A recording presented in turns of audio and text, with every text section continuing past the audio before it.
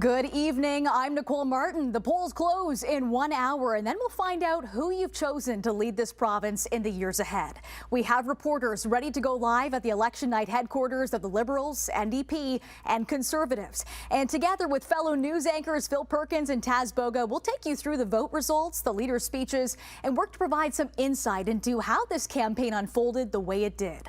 Phil is manning our decision desk and will chart the path to victory for us. Phil. Sure will, Nicole. Well, we looked at past voting trends. We've seen how ridings have historically voted, those that have stayed true to that one party and those which have swung wildly to support different parties in different elections. And then we've compared all that with recent polling data, the discussion on social media, mainly Twitter, and even what we've seen and heard from the ridings that we've visited over the past couple weeks. It'll basically tell us how tonight's decision was made. Taz, what you got?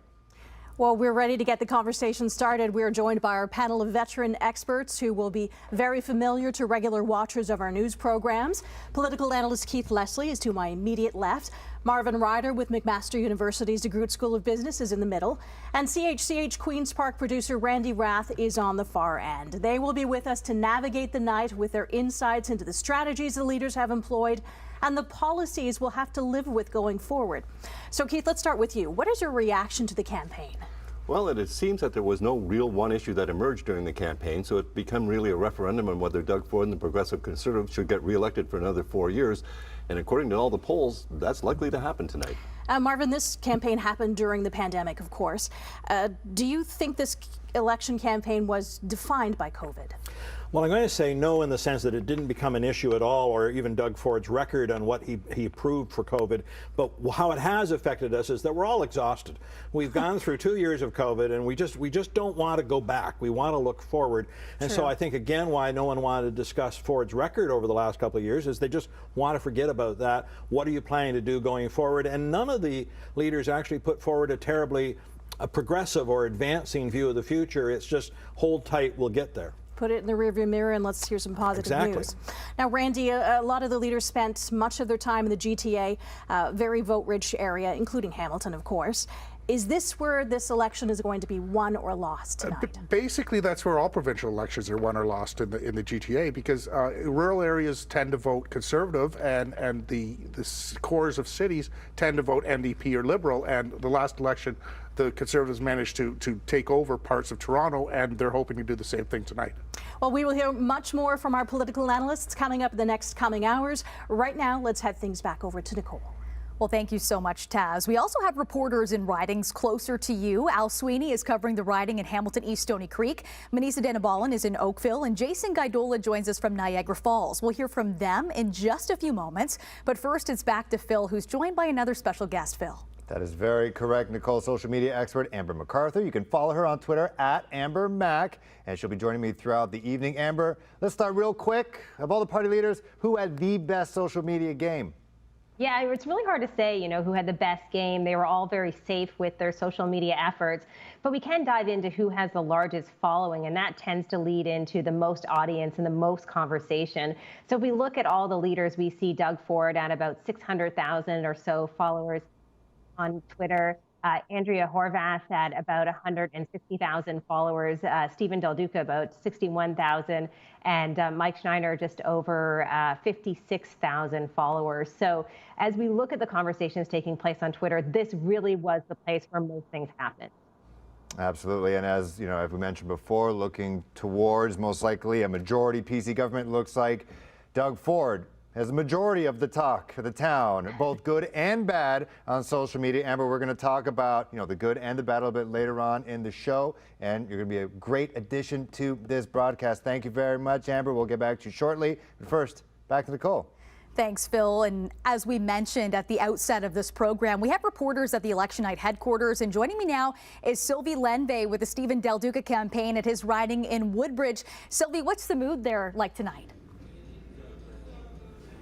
The mood is good so far. Not many people here yet. Volunteers are actually out encouraging people to vote. It has been a long ride for Liberal leader Stephen Del Duca. He was elected as leader essentially right before the pandemic began. So trying to raise money, finding candidates, all of that during lockdown, and then taking over for a party that didn't have essentially the best reputation at the time, some dissatisfaction with Kathleen Wynne's government. Now I'm joined by Dan Moulton, who's the Director of Communications for the Liberal Party. What are some of the challenges you did face leading up to the campaign? Well, I think let's take a look at where we were 4 years ago as a party, right? After that election, the Ontario Liberal Party was left in a really dark spot. I think, no party status, $10 million in campaign debt.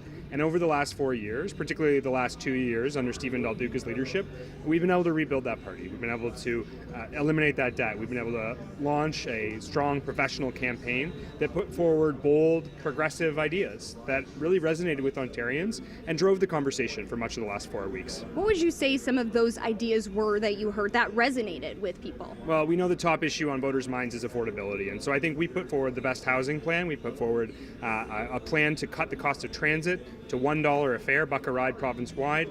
We were going to remove the HST off food. A lot of ideas that I think people could understand and they knew would help them in their everyday life. Another challenge, hoping to gain official party status. Where is it that you will think you will gain those seats? Yeah, certainly I think the party is focused on a lot of the seats that were lost in the 2018 election in the Greater Toronto area from the Tories and from the NDP. And so we've targeted those in this campaign and made a concerted effort to connect with voters and rebuild trust and confidence with Ontarians. And I think we'll see a successful result of that tonight. Will Del Duca remain leader if things do go south tonight? The big question everyone's wondering. Well, certainly he was clear yesterday that he's just getting started and he's not going anywhere. All right. Thank you so much, Thank you. Dan Moulton, the Director of Communications. Again, we're here at the Liberal headquarters where they're trying to gain party status. They do need those 12 seats, and where Liberal leader Stephen Del Duca is trying to win his seat here in Vaughan Woodbridge. Back to you. We'll be watching that riding closely. Thank you, Sylvie. Kelly Botello is at Andrea Horvath's election night headquarters at the Hamilton Convention Center. Kelly, same question for you. How would you gauge the level of anticipation there?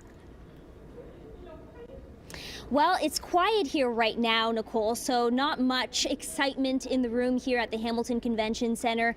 But polls earlier on in the campaign suggested that the NDP would be battling it out with the Liberals for second place in this election to be Ontario's official opposition. I'm joined now by Janelle Brady, who is the president of the Ontario NDP. Janelle, what would constitute a victory for the New Democrats tonight? Kelly, I think we're already there. In terms of the momentum we have on the grounds, we have record-breaking numbers for our volunteers. They're knocking on doors. They're actually out there right now. So folks at home, if they knock on your door, offer them a glass of water. I know many of you already have. Really, there's just so much excitement. And we've broken a lot of records in terms of fundraising. And now we're able to reach out to folks we've historically not been able to talk to before. So I feel like that is in itself already a victory for us. When candidates were knocking on those doors, what were the big issues? What were you hearing? I've been so fortunate to be able to join some candidates knocking on doors. I've been all around the province, and the big issues that are coming up are affordability. You know, things have been very difficult for folks right now with the pandemic, and even beyond that with affordability. The price of rent has gone up. A lot of people are not able to purchase their first home. A lot of people are just having trouble making ends meet, cutting their pills. So they know that in half for prescriptions, they know that the NDP has a plan to make life more affordable for everyday Ontarians. And they know that with pharmacare, with mental health care as part of our OHIP plan, we can realize these visions and make them into fruition. And Janelle, just quickly, what's the feeling of the party right now? How are you guys feeling? Very excited. There's a lot of excitement right now, and the excitement comes in that there's a few hours left and folks can still continue to go out, and this is usually the busy time, right? So I encourage those of you who are listening in at home, definitely go out to your polls, vote in your polling stations, and really cast your ballot, because your voice matters. Your vote absolutely counts. Janelle, thank you very much. Obviously some optimism here from the NDP. They're hoping for a big party here tonight. Back to you. Certainly. Thanks so much, Kelly. Matt Ingram was with the Doug Ford campaign at the Toronto Congress Centre. The PC party won a huge majority last time out. Matt, are you getting any of that front-runner vibe there tonight already? Absolutely, Nicole. There's definitely a quiet confidence here. Not a lot of supporters have shown up yet, but the ones that are here certainly are looking very relaxed, very casual. Since the start of this election campaign, it's been predicted that Ford would win again and form government, so it's no surprise that we're going to find some confident people here tonight. And one of them I've got with me, Ginny Roth from Crestview Strategy. Ginny, thanks so much for joining us. I'm wondering, Ford faced a lot of criticism during the pandemic, but here we are on election night. He's looking to form another majority government. What do you attribute that to? Look, I think he pivoted. It helped that COVID eased, the COVID restrictions that were upsetting people eased. He also threaded the needle at the end of COVID, and he was looking after people's health, but he was also trying to open things up, and he seemed to be really trying to get back to normal. And people want to put COVID behind them. And then he pivoted to a positive message about building things like highways and hospitals, and the opposition, Liberals and NDP, kind of fed into that. They opposed a big highway that he wanted to build, Highway 413 through Brampton. So I think he was on the right side of what people wanted to see, which is moving on from COVID, building things, getting things done. He's not a super ideological conservative, so he's really appealed to centrist voters who are not ideological, who just want to see a competent government and good services. And he really seemed to go after drivers, commuters with the highway message. I heard the highway message over and over and over again. Why do you think that was the message he chose to go with? Why was that the demographic he wanted to target? Well, I think we're facing a bit of an affordability crisis. People can barely afford to put gas in their cars. And in the last election, don't forget, the carbon tax was a real fixture. And he was the only one who was talking to sort of regular people who were driving their cars and just couldn't afford to pay a carbon tax at the pumps. Now he's appealing to those same people who are stuck in gridlock, who can't get home from work to see their kids fast enough, and he knew, I think, that the progressives on the left would be a little bit fixated with, their followers on Twitter instead of the real people who are out there saying, I care about climate change, but I also want to be able to get home to see my kids, so I need a highway built. Sorry. And just real quickly, what are the ridings you're watching tonight? Where are the ones where we're going to see that 63 seats or more emerge? So if it's more than 60, I'm going to be looking to, oddly enough, for areas like Windsor and Northern Ontario, where historically even the NDP has been strong. I think you might see some voters who voted NDP last time voting PC this time. These guys who are not ideological, they don't think in terms of a right-left spectrum. They're just often working class people who want a leader who's going to get things done for them. So I'm looking there. And then in terms of that, the lead up to 60, that's Peel region, those Brampton seats that are always so important that everyone talks about, York region as well. Some key, Minister Tobolo, Minister Lecce, Stephen Del Duca is going up against Minister Tobolo. That's a real riding to watch, because if Stephen Del Duca can't win his own seat, it's going to be a tough night for him. Ginny, thanks so much for chatting with us tonight. Really appreciate that. It's Ginny Roth from Crestview Strategy. Nicole, I'm going to send it back to you. Thank you, Matt. And I'm sure the PCs are also watching Hamilton and Niagara carefully tonight. We'll get to some of those ridings a little later. But Taz, you could just hear the music coming in Etobicoke already. I wonder how the panel feels about that. Well, joining us again is longtime political correspondent Keith Leslie, business political analyst from McMaster University Marvin Ryder in the middle, and Queen's Park producer Randy Rath. So let's start with you, Randy, pardon me. Actually, let's start with you, Marvin. We heard Keith say earlier today that he didn't think this election campaign focused on just one issue. Do you agree with him? Yeah, I mean, frankly, the Conservatives were almost absent from this. I loved that last speaker who talked about, Premier Ford's message, but generally speaking, there wasn't much of a message. We didn't see Conservative candidates out campaigning. They didn't show up at debates. Basically, they said, look, if it's not broke, let's not try to fix it. Everyone just hide and we'll get through this. So they couldn't say anything wrong. The other candidates had to try to put something forward, and then they were struggling to find a message that would resonate with people. So tonight, I think, I hate to say it to you like this is almost like the federal election. I think we're going to see almost the exact same seat count that we saw 4 years ago, with the Conservatives in the lead, the NDP being the official opposition. The only big change is the Liberals will move up from 7, but I don't think they're going to get enough to move into second place. Well, we will talk much more about the results and your predictions in the coming hours. I want to ask you, though, Randy, if not one issue, let's talk about the top 3. Affordability keeps getting mentioned, healthcare, housing. Those were the big issues, I think it's fair to say. Who do you think addressed them the best? I think that they all addressed them well in their own way. They all basically said that they're going to build 150,000 new houses. Was it 1.5 million? million. Yeah, 1.5 million. Sorry. And As far as the big issues of affordability, I mean, I think that the Liberal leader should have kept hammering home buck a ride, buck a ride, buck a ride. He didn't seem to really push that much, and I think that people would have been interested in it. But I don't think that people who are sitting in their cars in traffic are thinking about pollution, and they just want to get home faster. They want new roads. So I think that really resonated with Mr. Ford. Keith, I want to pick up on what Randy just said. Environment wasn't as much of an issue as it was in the last federal election. Did that surprise you at all? Well, it certainly did, especially when we had a big storm in the middle of the campaign. That is true. Right across southern Ontario, and left some people in the Ottawa area without power for over a week. I mean, this was really substantial, killed 10 people in Ontario, and yet climate change didn't become an issue at all. Until then. And when Premier Ford was asked about climate change and the apparent lack of climate policies in the Conservative platform, or the budget, he basically said, well, yeah, we want to see bad stuff. Stand on a bridge over the 401 and smell that exhaust. You're smelling other people's exhaust. He's making it someone else's problem. These people are causing your problem. And he certainly made it a wedge issue as well. Absolutely. And it's worked for him, hasn't it? Marvin, what do you think voters are going to base their choice on tonight? You know, there's an old saying in politics that you vote for the person who you'd like to have a beer with. And Stephen Del Duca has had a personality challenge during this campaign. I don't know if I'd say he's like Stefan Dion or like Michael Ignatieff federally. He seems like a very intelligent man, but he's not huggable. You don't want to spend an hour with him. Sure. And Andrea has the same problem, being the leader of the opposition. She always brought the issues to the table, so she seemed argumentative and maybe a bit negative. Doug Ford, for good or bad, is the person people say, yeah, I'd have a drink with that fellow. I'd like to pick his brain on some things. And I think it's that personality thing that probably is going to win the day tonight. Randy, the job of the opposition leader is, of course, to poke holes in the platform of the leader.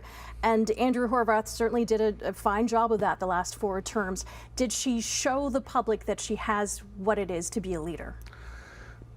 I don't think so in this campaign. Nothing that she said really garnered a lot of public, you know, people didn't look at her policies that closely there because people aren't angry. People vote a party out. They don't vote a party in. And the people don't see any reason to vote Doug Ford out right now. I mean, some special interest groups do, of course, but the majority of people are just happy and they want to move on and let's get beyond this COVID thing and let's build things.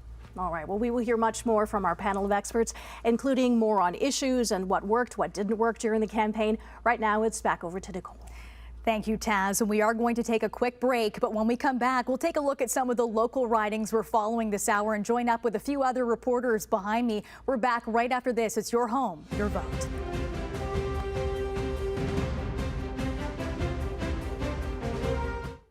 This week on the CHCH Sunday Blockbuster, even the gods. I will end the reign of the gods. Need heroes. Theseus, lead your people.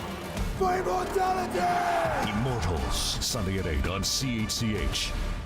DQ is taking taste buds for a ride with the new Signature Stack Burger menu, featuring 6 mouth-wowing cheeseburgers, like the loaded Steakhouse Stack Burger and the spicy Flamethrower Stack Burger. Tell your taste buds to buckle up and try the new DQ Signature Stack Burger menu today. DQ. Happy tastes good. What if positive change was only one design away? Some say design is beyond most people's reach. We say it's already in your hands. So, what will you design today? The redesigned Nissan Rogue is redefining the crossover. Equipped from bumper to bumper with advanced features, like head-up display to stay focused on what's ahead, wireless Apple CarPlay and charging pad for cordless connectivity, and Nissan's own ProPilot Assist with NaviLink. So there's no wonder why the awards keep coming. And now, during the Take the Wheel sales event, lease a 2022 Rogue from 3.74% for up to 30 months OAC, limited quantities.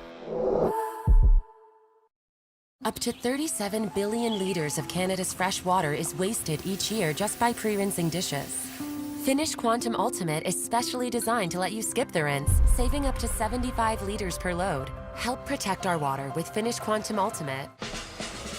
Soak up that spotlight. We got that good time. Jump on it, hold tight. All my friends are superstars. All my friends, they doing fine. All my friends and me. Cooperators offers financial services and advice tailored to you, like the just trying to grow our investments as quickly as Penelope grows out of her clothes plan.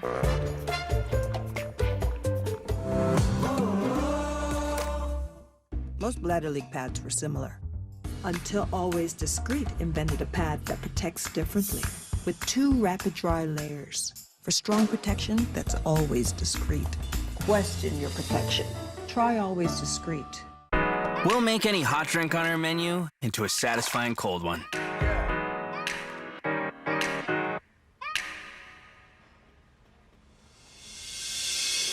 Because when you add to your drink, you add to your day.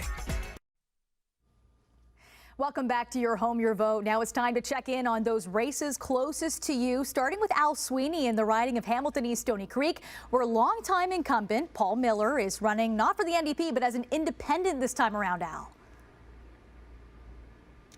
Hi there, Nicole. Well, we're here at the United Steelworkers Local 1005 office, the hall in Hamilton East. The Local 1005 has endorsed Paul Miller, and as you say, Paul Miller is an independent candidate in this campaign. Just to bring our viewers up to speed on what's been going on here, Miller has represented this riding since 2007. He's won 4 elections for the NDP. Earlier this year, he was ousted from the party. The party accused him of being a member of an anti-Muslim Facebook group. He denies that, and he's suing the party. There's a messy fight going on. But he's still running as an independent, while the NDP has an official NDP candidate in this riding, which seems to be set up to split the vote. And there are a couple other strong candidates in this riding, the Liberal and the Conservative. So who knows what's going to happen in this riding. It could be one of the most interesting ridings in the province today. Now, joining me to talk about this is Ryan Ladner. He's Paul Miller's campaign manager.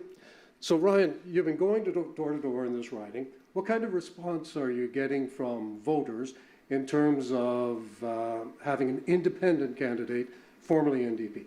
Hey, Al, thanks. Yeah, it's been interesting. I was the campaign co-manager back in 2018 when Paul was victorious with 22,000 plus voters voting for him. And I know that campaign well, and there's a lot of difference between this time and last. For what I'm seeing today, generally the further east in the riding you would go, the less support you would tend to see for Paul Miller when he was running under the NDP banner. But the one thing I've noticed is he's maintaining support. So if you're on Kenilworth or on Lake or on even like Grey Road, we're getting very positive response at the door to Paul. But we were out on DeWitt and Fruitland and those next to the woods, which is generally territory that we wouldn't do very well in.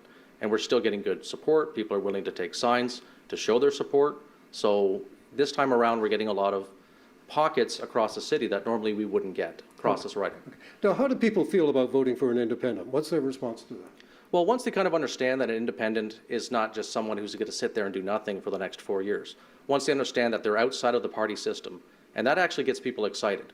A lot of people aren't happy with the way the parties are running right now, so they see it as kind of this top-heavy approach that's not really listening to the backbenchers and the people that they actually elect to represent them. They get excited. They realize that they get the same budget, they have the same staff, well in this case with Paul Miller as an incumbent, the same staff will remain, the same budget as any other MPP, and in fact, typically they get more questions in question period, more member statement, more camera time, so they can actually reflect the views and the values and what the people of the riding want them to say, as opposed to kind of being, tamped down by a party that may not let you speak as much, and the less focus on, let's say, leadership and more on what that MPP is going to do for them at Queen's Park. Okay, thanks. No problem. Ryan Ladner, Paul Miller's campaign manager. Back to you, Nicole. Thank you so much for that, Al. And now it's time to check in with Jason Gaidola in Niagara Falls, where incumbent Wayne Gates has been in a tough fight to retain a seat for the NDP. Jason, it seems like Ford can even smell an upset there, spending some of his final days on the campaign trail in the Niagara area. Absolutely, Nicole. Again, we're going to expect. There's a lot of one poll saying that they're expecting a tight race, and there's plenty of optimism here at Bob Gale, the PC candidate, his campaign office. You see supporters behind me; they are slowly trickling in. One supporter is a member of the Niagara Falls City Council, and again, they're really expecting a tight one here with incumbent Wayne Gates. who's out right now meeting with voters. Same with Gail at this point of time. So they're going to be out there speaking with them right up until results are in, and then we're expecting them to slowly arrive to their campaign offices. Now they're going neck and neck for the votes. There's also been some controversy today regarding the PC party. If you take a look here, this is the daily edition of the Niagara Falls Review. You can see that there is an ad for PC candidate Bob Gale. Now, the NDP had filed a complaint saying that this is in violation in the blackout period where ads are not supposed to be up, and they're calling for a cease and desist, and they're also threatening legal action at this point, believing that this is a clear advantage. Now, Gale's team did respond to that. They said that the ad was actually a mistake, and they had booked their newspaper ads back in April, and they had no control over when those are supposed to be distributed throughout all publications, so they believe it was a publishing error at this point of time. Now, again, we're just not too far away from polls closing, and either way, it's going to be probably a tight race between Gale and Gates in this one. Back to you, Nicole. It'll be certainly an interesting riding for Niagara Falls, Niagara Centre, and even St. Catharines, where there's some tight races. But right now, let's go to Manisa Danabalan, who's covering the Halton ridings for us. And she's starting off in Oakville, where the Liberals are hoping to retake what was once a very safe seat for them. Manisa.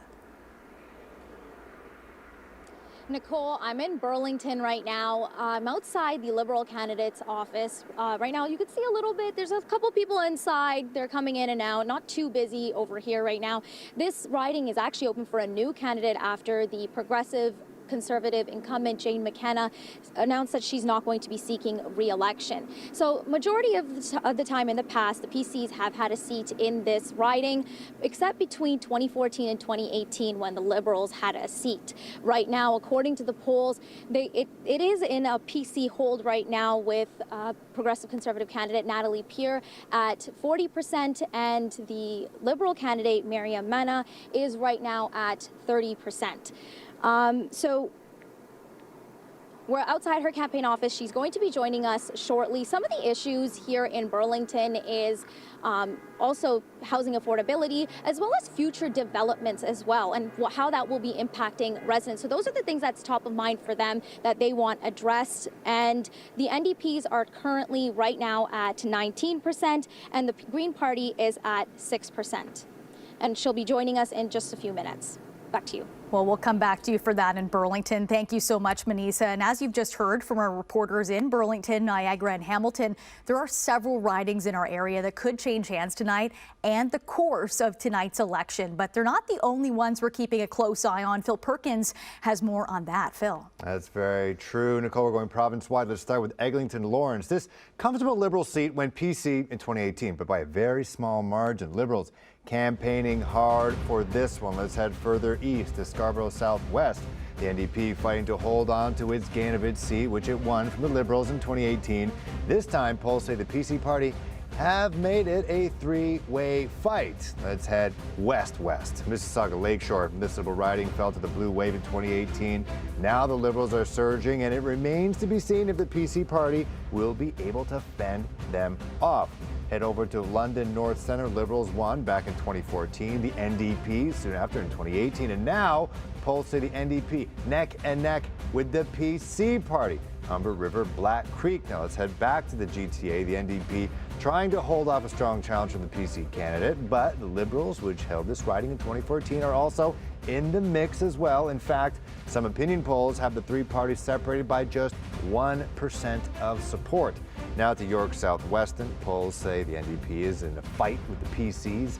Even though riding has long supported the Liberals there, this would be a big win for Michael Ford and company. Let's go to the beaches east now. East York doesn't really involve the PC party in this situation. This is a real battle between the two parties which have gone to war in the ridings over the years.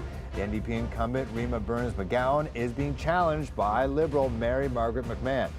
To Oshawa now. The PC party has been making gains in the riding over the past two elections, and polls suggest, and this year it is making a strong push to win it. If it does, This will be a part of the majority push by the PC government we are hearing about throughout the evening. Conversely, Don Valley North, Liberals making a strong push to unseat the PC incumbent there.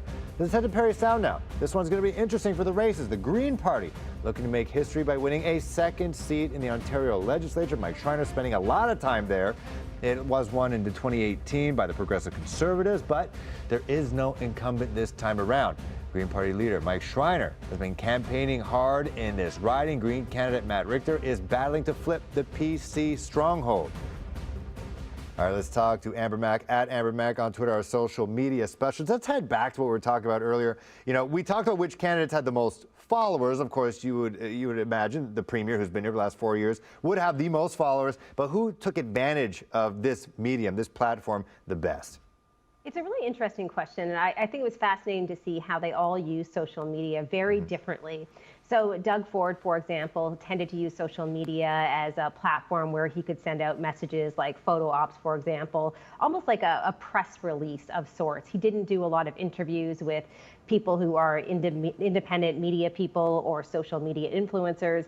Whereas what we saw with Stephen Del Duca is that he did exactly that. So not only did he engage more often and respond to things happening on social media, but he also did a number of interviews with podcasters as one example. Now, a bit of an outlier here is Andrea Horvath, who not only was on Twitter and Facebook, but also did a lot on TikTok. And this is very common, you know, federally the NDP is very popular on TikTok.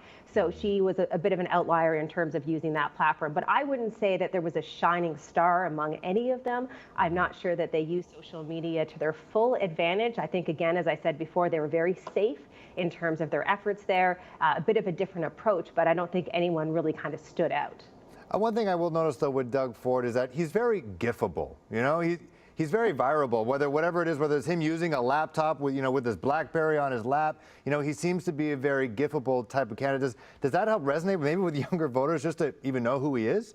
I think that is absolutely true. I mean, you know, if you think about the most gifable people, those are those moving images that we see that are so popular on Twitter. We could think about technology leaders like Elon Musk, who have risen in popularity. We see people sharing all these gifs from those leaders, whether you like them or not.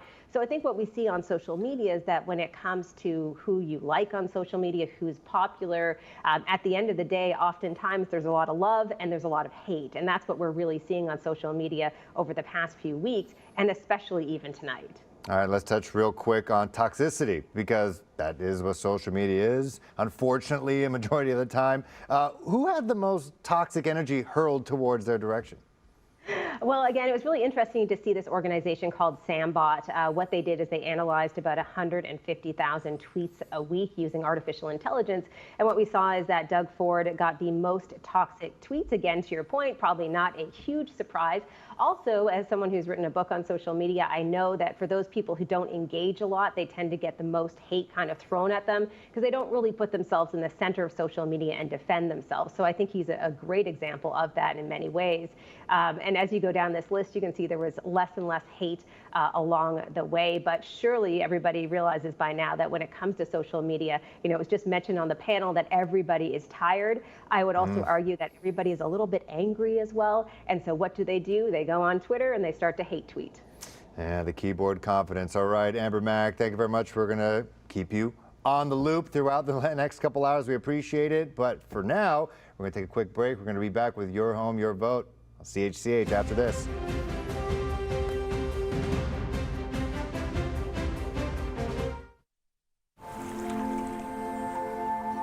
Every day, we discover what inspires us. It can be the energy of the city or the peace of the outdoors. We can enjoy being connected to technology today while keeping an eye on tomorrow. Explore how movement can inspire you in the all-new Sportage. Kia, movement that inspires. Some home fragrances can be overwhelming. Airwick Fresh New Day fills your space with fragrance that's always fresh, never overpowering. Airwick, connect to nature. Hello, Pam. What are you still doing here? Job's not done yet. No, that takes 16 hours for it to steep before it's ready, so we can just, call you back. Yeah, not a chance I let someone put their lips on the Biebs brew before this guy. I'm a stan. Okay. Good night, Justin. Love you. I love you too. Okay. I'm glad you said it first. Try my French vanilla Biebs brew for a limited time, only at Tim's. It's worth the wait. You'd never wash dishes in this. Your dishwasher looks clean, but when grease and lime scale built up, it can affect your dishwasher's performance. Use Finish Dishwasher Cleaner. Its dual action formula tackles grease and lime scale. Try our ultimate dishwashing routine. The Lindor Bar. A chocolate square, irresistibly smooth. You choose the moment. We provide the bliss. Lindor by the Lindt Maitre Chocolatiers. In the future, we'll travel to incredible places with the help of magical technology. But what about today? I want my magical future now. I have places to go. Rocks to climb. Sights to see. And flights to catch. I can't wait for what tomorrow will bring. But in the meantime, let's enjoy the ride. So guys, are you ready?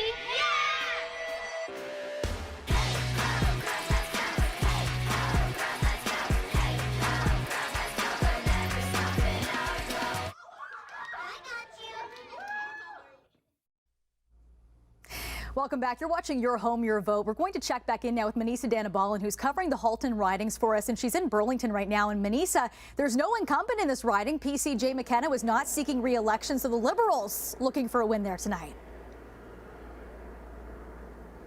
Yes, Nicole, it's open for a new candidate, and I'm actually joining me right now is the new Liberal candidate. She's been a part of the campaign, but it's her first time running as a candidate.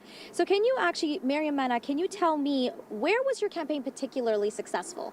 I would say definitely on the doors and meeting with community groups. Our campaign was nonstop every day, every single day during the writ and even before that. And we started knocking on doors even a year before. We were just trying to connect with as many constituents as possible and really hearing them out and ensuring that we voice them, whether it was on social media or by taking their meetings or really bringing back to the party what we kept hearing from them. So what message did you deliver that stuck most with voters? I think the biggest thing right now that we're hearing here in Burlington are a few things, and amongst them is education. It's been huge. We've been hearing from our endorsements, for example, OSSDF and OECTA here in Halton region. Education has been crucial. It's been undercut by the Ford government, and I think it's really, really important that, our students have the education that they deserve and that our education workers have the support that they need to deliver world-class education. And affordability was a big issue in this campaign. Do you think your party did well in outlining how to tackle this issue? Yeah, I mean, our leader, Stephen Del Duca, did outline a 19-point pledge about affordability where we wanted to take it in an all-encompassing way. We wanted to ensure we looked at things to lower transit fares, to lower purchasing prepared foods, looking at things by increasing ODSP, by increasing OW, and these adding rent control. These measures help overall decrease the cost of living, and we need to take affordability more seriously. Thank you so much. Thank you.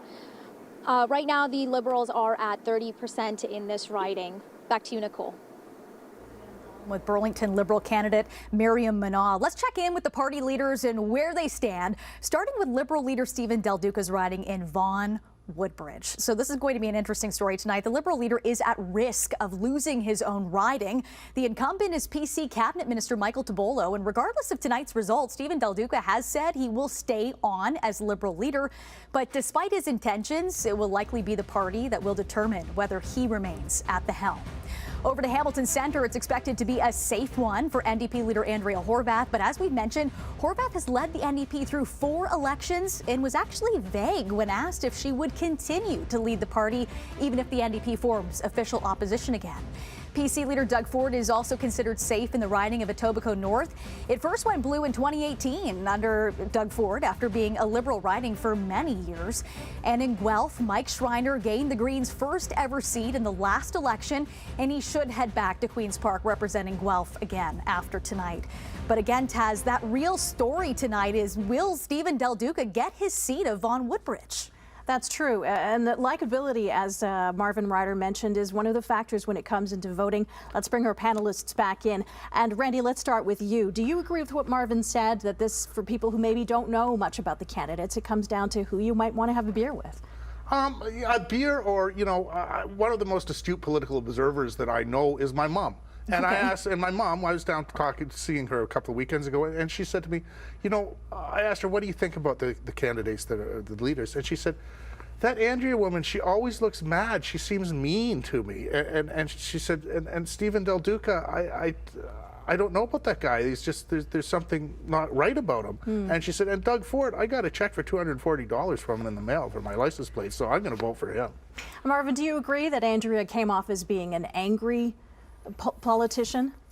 Well, this is her fourth campaign, yes. And in all these previous campaigns, she's always been someone who's critical of whoever was the government, whether as it was is liberal. Her job. That is her job. But while you want to complain about it, you then want to pivot and say, I don't like this, but here's what I would do. And somehow that part of the message didn't seem to come across as well as I think she had hoped. And so this sense of being this angry person, this, by the way, is exactly like what happened with Tom Mulcair federally when he was the opposition leader, when the Liberals were relegated to third place federally. And although he did a great job as opposition leader, it didn't translate into votes in the next election because they said he's just always angry about something. We want someone who's got a bit more positivity to them. All right, well, let's talk about Del Duca then.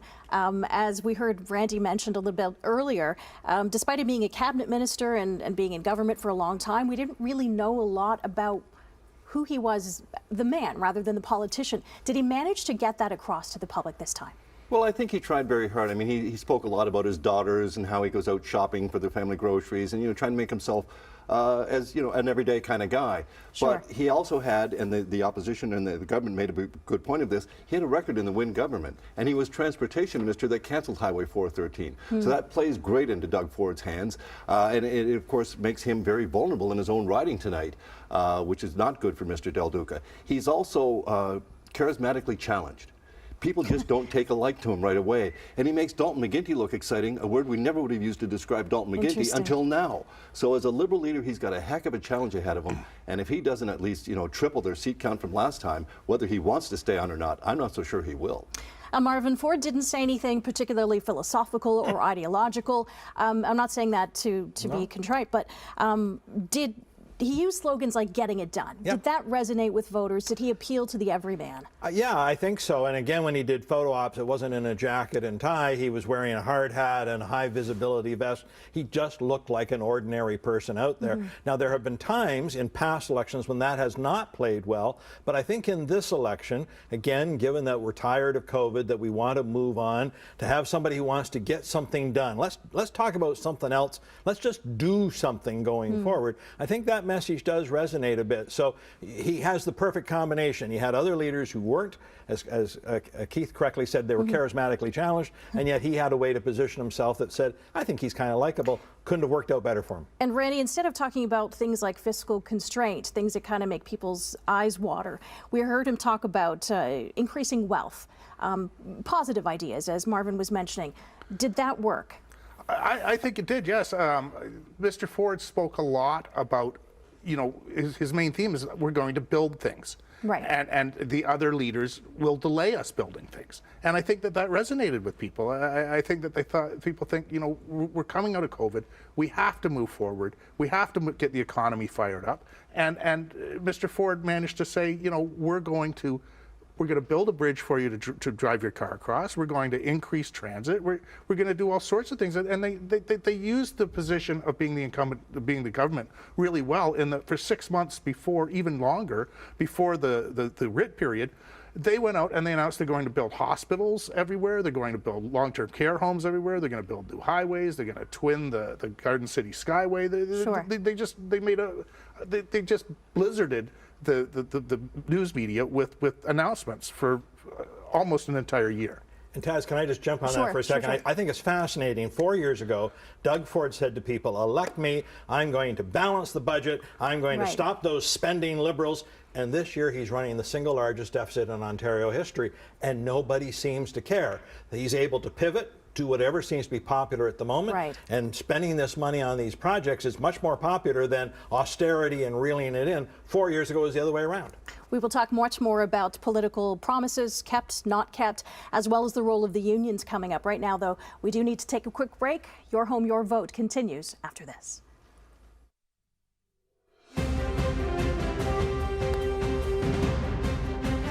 '70s had us actually changing some things. The culture revolution just kind of exploded and a kind of fascinating chaos emerged. The '70s, Sundays at 7 on CHCH. Our Lady Peace, live in concert. The Wonderful Future Tour, featuring Our Lady Peace, live in concert, alongside special guests brought to life in holograms.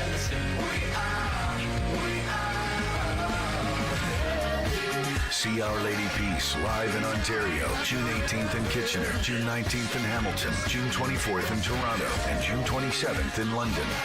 Tickets available now at livenation.com.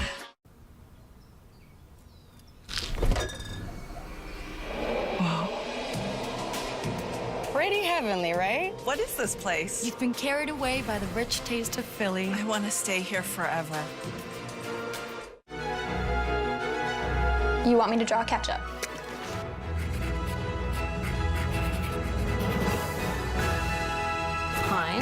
Heinz bottle. Stains can appear out of thin air, but when you get to work, magic happens. The real trick is the next one up your sleeve. We make OxyClean, you make it work. Work your magic. Every day, we discover what inspires us. It can be the energy of the city or the peace of the outdoors. We can enjoy being connected to technology today while keeping an eye on tomorrow. Explore how movement can inspire you in the all-new Sportage. Kia, movement that inspires. The Lindor Bar. A chocolate square, irresistibly smooth. You choose the moment. We provide the bliss. Lindor by the Lindt Maitre Chocolatiers. In Canada, we have a taste for cold. Like creamy cool Hershey's chocolate syrup, mixed with graham cracker crumble and finished with marshmallow whip topping. For that delicious cold you crave. New Hershey S'mores Ice Cap. It's time for Tim's. Well, welcome back. It's time to check in again with Matt Ingram, who's with the Ford campaign at the Toronto Congress Centre. Matt, we could really hear the music pumping behind you in your earlier hit with us tonight. How's the atmosphere there now? Well, they actually just finished one song and are moving on to another, so you're going to hear it turn up in a couple seconds. People are jovial. Even in just the time between my last hit and now, you can tell that more people have arrived. Definitely some levity, some confidence. I said quiet confidence before, now it's like medium level confidence. And they opened the bar, people are having a drink. This is definitely a relaxed atmosphere. I want to bring in one of the people who are here to support Doug Ford tonight. This is Dennis Matthews from Enterprise Canada. Dennis, thanks so much for joining us. I'm wondering, how much do you think this result tonight is a referendum on Doug Ford's performance during the pandemic? Yeah, I mean, that's definitely part of it, and I think it's a referendum on the future and what the pandemic happened. We're looking forward now, and what kind of province we want to be building. And when voters get in that mindset, they start looking at the candidates and they say, okay, we know this guy, we see what he can do. They look at the other people, and all campaign, Ford's been very disciplined. We're going to get things done, we're going to build, we're going to grow. And I think voters have been attracted to that message this go round. And how much do you think that Doug Ford did right during this campaign? Were there some missteps for you, or what were the things that you really think he did a good job? Yeah, this is an extremely disciplined campaign, both by the people who ran it, but also by the Premier himself. I mean, we live in this era, and you know this in the media, where you're always one tweet away from a mistake. There's the I gotcha moments, all that kind of stuff. We didn't see a lot of that this campaign.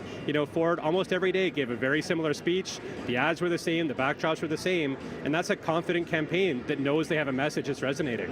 Some PC candidates took some heat in smaller communities for skipping local debates. Do you think that was the right decision? Well, today more than ever, campaigns are about staying on message and delivering that same message over and over again.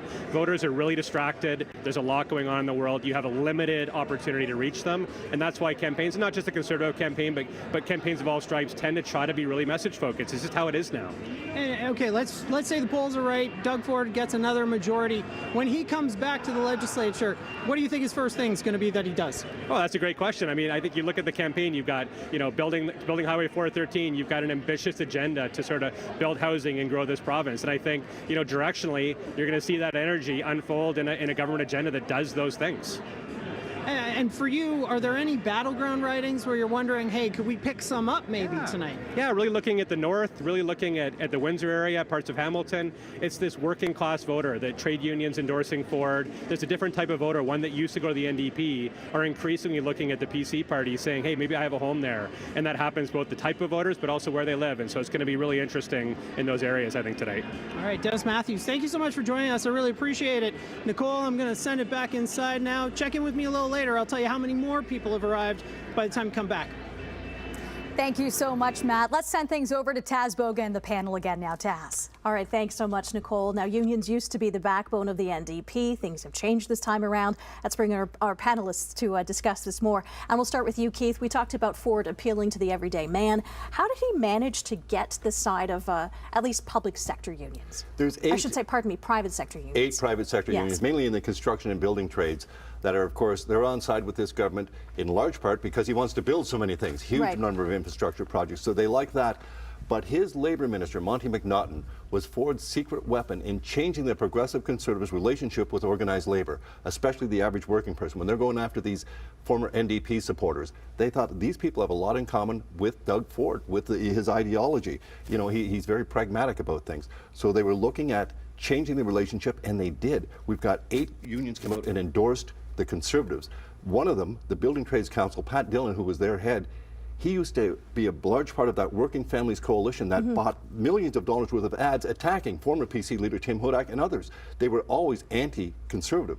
This is a huge change. There's not huge numbers in the number of unionized workers that are supporting them, but these 8 trade councils changing their position on this has made a big, big difference for the Conservatives and is going to give them chances in Windsor, in Hamilton East, Stony Creek. They're making inroads because of this changes in their change in relationship with organized labor. So maybe not in terms of votes, but in terms of perception. So Marvin, let's bring you in and ask you, how did Ford manage to change the channel on this and earn the favor of labor-friendly unions?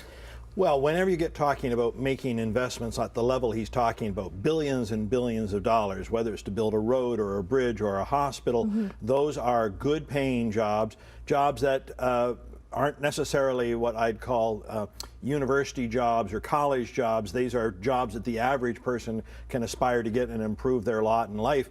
And so it's very difficult for the union to argue against that and then flip it around. The NDP did not endorse those same projects. If the NDP had said, we want to build those roads and we want to build those same things that he wants to build, well, they could have stuck with the NDP. But when they didn't do that, they said we want to not do those things. It made it very difficult for some of those unions to continue to support the NDP. I think this is a one campaign deviation. In other words, whenever we have the next election in 4 years, I think the unions will probably come back on side with the NDP because I don't think we're going to see that kind of infrastructure spend again. I'm not so sure they will. I mean, I remember when I was with Paul Martin's campaign in 2005 and he went to the CAW convention and put on a CAW jacket. The Liberals took the union vote that time. Yeah. I think the NDP had lost the union support a long time ago. I know this is an important topic. We will talk much more about the unions and how they factored into this election. Right now, let's send things back over to Nicole.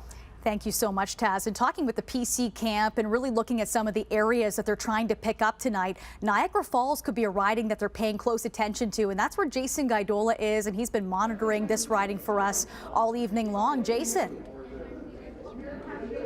Nicole, more and more supporters keep trickling into PC candidate Bob Gale's campaign office right now, and Bob has not arrived yet. He's still out talking to voters, but one of the supporters joins us now, and it's Niagara Falls City Councillor Vince Cario. Vince, thanks for joining us. A history of Ontario liberalism in your family, notably your father, a former cabinet minister, but now you're endorsing Blue. What was it about Bob Gale that helped win your support here? Well, back in 1975, when my dad first ran, one of my dad's biggest supporters was Bob Gale's dad. Bob Gill's dad was working on my dad's campaign. And then I got to know Bob, and I believe in Bob. Great community man, very, very, very generous to our community. And I think Bob is just right for our community. I'm a supporter of Doug Ford and his party. He's got a great team. I really believe it's going to be a Doug Ford majority government. And I think Niagara Falls would benefit if we would send somebody from that party back to represent us at Queen's Park. Now, historically, I mean, look in the past 8 years, NDP incumbent Wayne Gates, he's had a lot of support here, but now one poll is suggesting that is going to be a neck-and-neck race. Where do you think the election is going to be won in this riding, particularly with the issues in this area? Well, it's, there's a couple issues, as you know, it's, housing and healthcare, but I think it's a ground campaign. Bob's gone door to door. I think he's been to every home in the riding.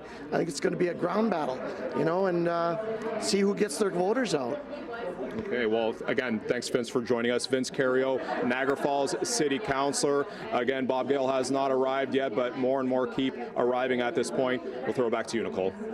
Thank you so much, Jason. And to another storyline, Sylvie Lenve is following Stephen Del Duca's campaign. And Sylvie, Stephen Del Duca is really trying to rebuild the Ontario Liberal Party tonight.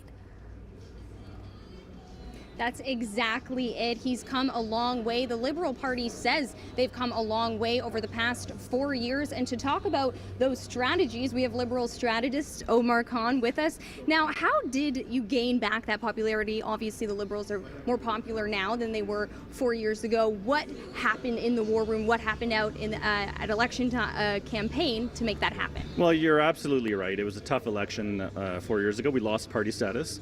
And one of the most important things, or one of the most important impacts from losing party status was that we lost all legislative funding and the staff that comes with that. So we've essentially been competing against the government, so the PC party and the Ontario NDP, with no legislative staff and no legislative funding. Just to give you a comparison, the NDP gets about $4.7 million a year in a legislative budget. We didn't get any of that. So what it really did is it forced us to reconnect with our grassroots volunteers. And they, to their credit, they stepped up across the province. They rolled up their sleeves. They kept the party going. And that allowed Stephen 2 years ago, when he took on the leadership, to really focus on building up the organization, building up the fundraising machine. We were able to put together a war chest of about $7 million for this campaign. So we were able to put on a professional campaign, and it's going to yield results tonight. We're going to elect a lot more Liberal MPs across the province. Final result remains to be seen. We'll see what happens, but feeling good about tonight. And some have said, Liberal leader Stephen Del Duca is not maybe the most charismatic. So what are the qualities you focused on telling voters about him? Well, look, I think particularly in a post-COVID world, voters are looking for competence over personality, let's say. But Stephen, he is nothing if not a hard worker. And he's nothing if not somebody who learns and listens.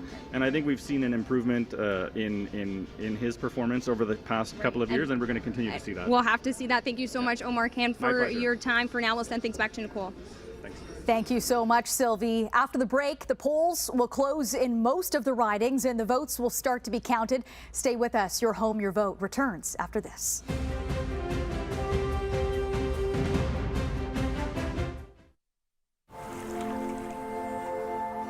Every day, we discover what inspires us. It can be the energy of the city or the peace of the outdoors. We can enjoy being connected to technology today while keeping an eye on tomorrow. Explore how movement can inspire you in the all-new Sportage. Kia, movement that inspires. I never thought I was going to work at Amazon, but I needed a job to support my family. They had one and I took it. I saw there was a lot of opportunity. I had multiple promotions since joining. The associates, the managers, they care about people. That's one of the biggest parts of Amazon in Quebec. I'm staying to show my son how to make a career. That's why I want to be a manager. I just need a few more promotions.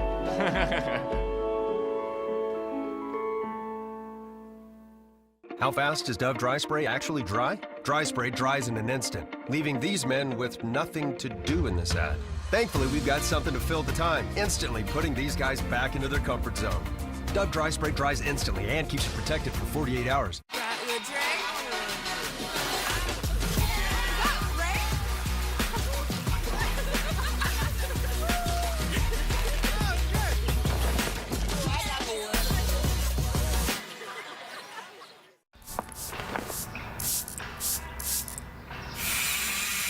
Better get the fire extinguisher, mister, because sparks are gonna fly with the sophisticated taste of Miss Vicky's. I want this. Ooh, spicy. Stains can appear out of thin air, but when you get to work, magic happens. The real trick is the next one up your sleeve. We make OxyClean, you make it work. Work your magic. The Lindor Bar. A chocolate square, irresistibly smooth. You choose the moment. We provide the bliss. Lindor by the Lindt Maitre Chocolatiers. Life's busy, so I need products that can keep up. New Pantene conditioners have more nutrients that strengthen my hair against breakage and prevent damage to keep my hair strong and healthy. My Pantene can keep up. Can your conditioner do this?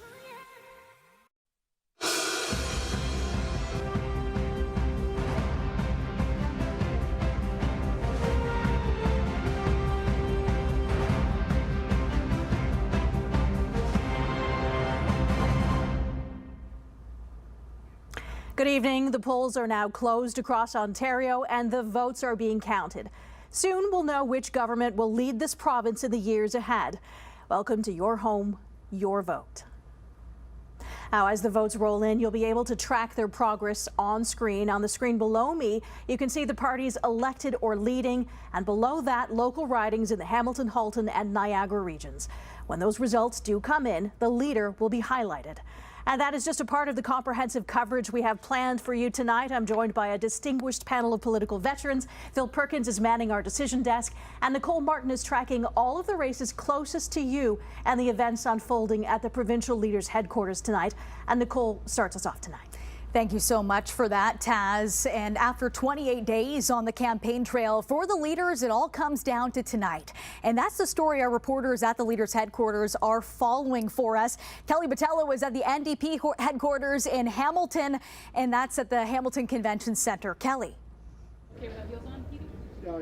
Hi, Nicole. Andrea Horvath, this is her fourth time running as the leader of the NDP, and she has been asked about her fate should the New Democrats not perform tonight. And she said, of course, it's all up to the voters, but once those votes come in, the party will have to decide what's next. I'm joined now by NDP Digital Director Jared Walker.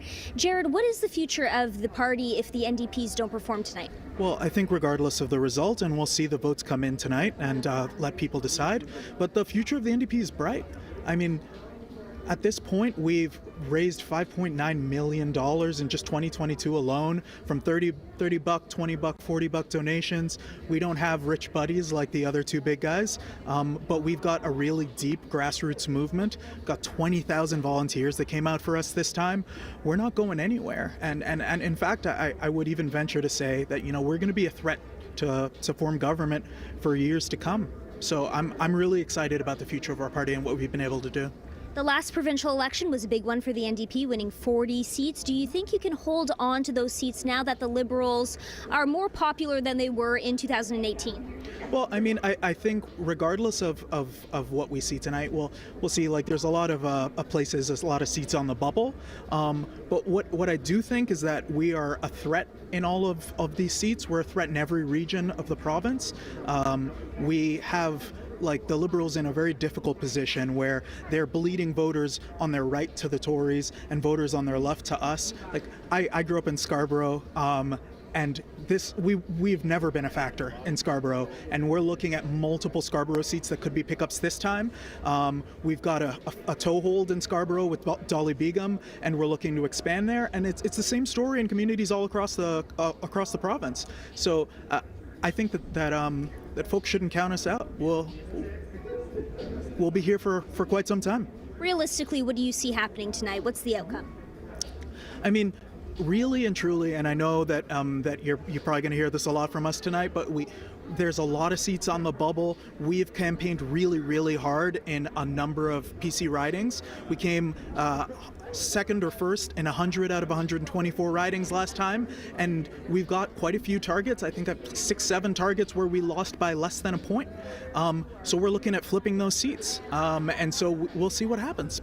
Jared, thank you very much for joining us. I appreciate it. Here at the Hamilton Convention Center, supporters are starting to trickle in. We'll have more later on tonight. Back to you. And one of those close ridings could very well be Brantford-Brant. We're keeping an eye on that one. Thank you, Kelly. Matt Ingram is with the Doug Ford campaign at the Toronto Congress Centre. And Matt, all of the polls leading up to this night have shown it could very well be a second PC majority government. Yeah, and I think that's starting to sink in with the crowd here tonight. It's not as big as maybe you would expect for the man who's about to become the Premier of Ontario, again, if that polling is correct.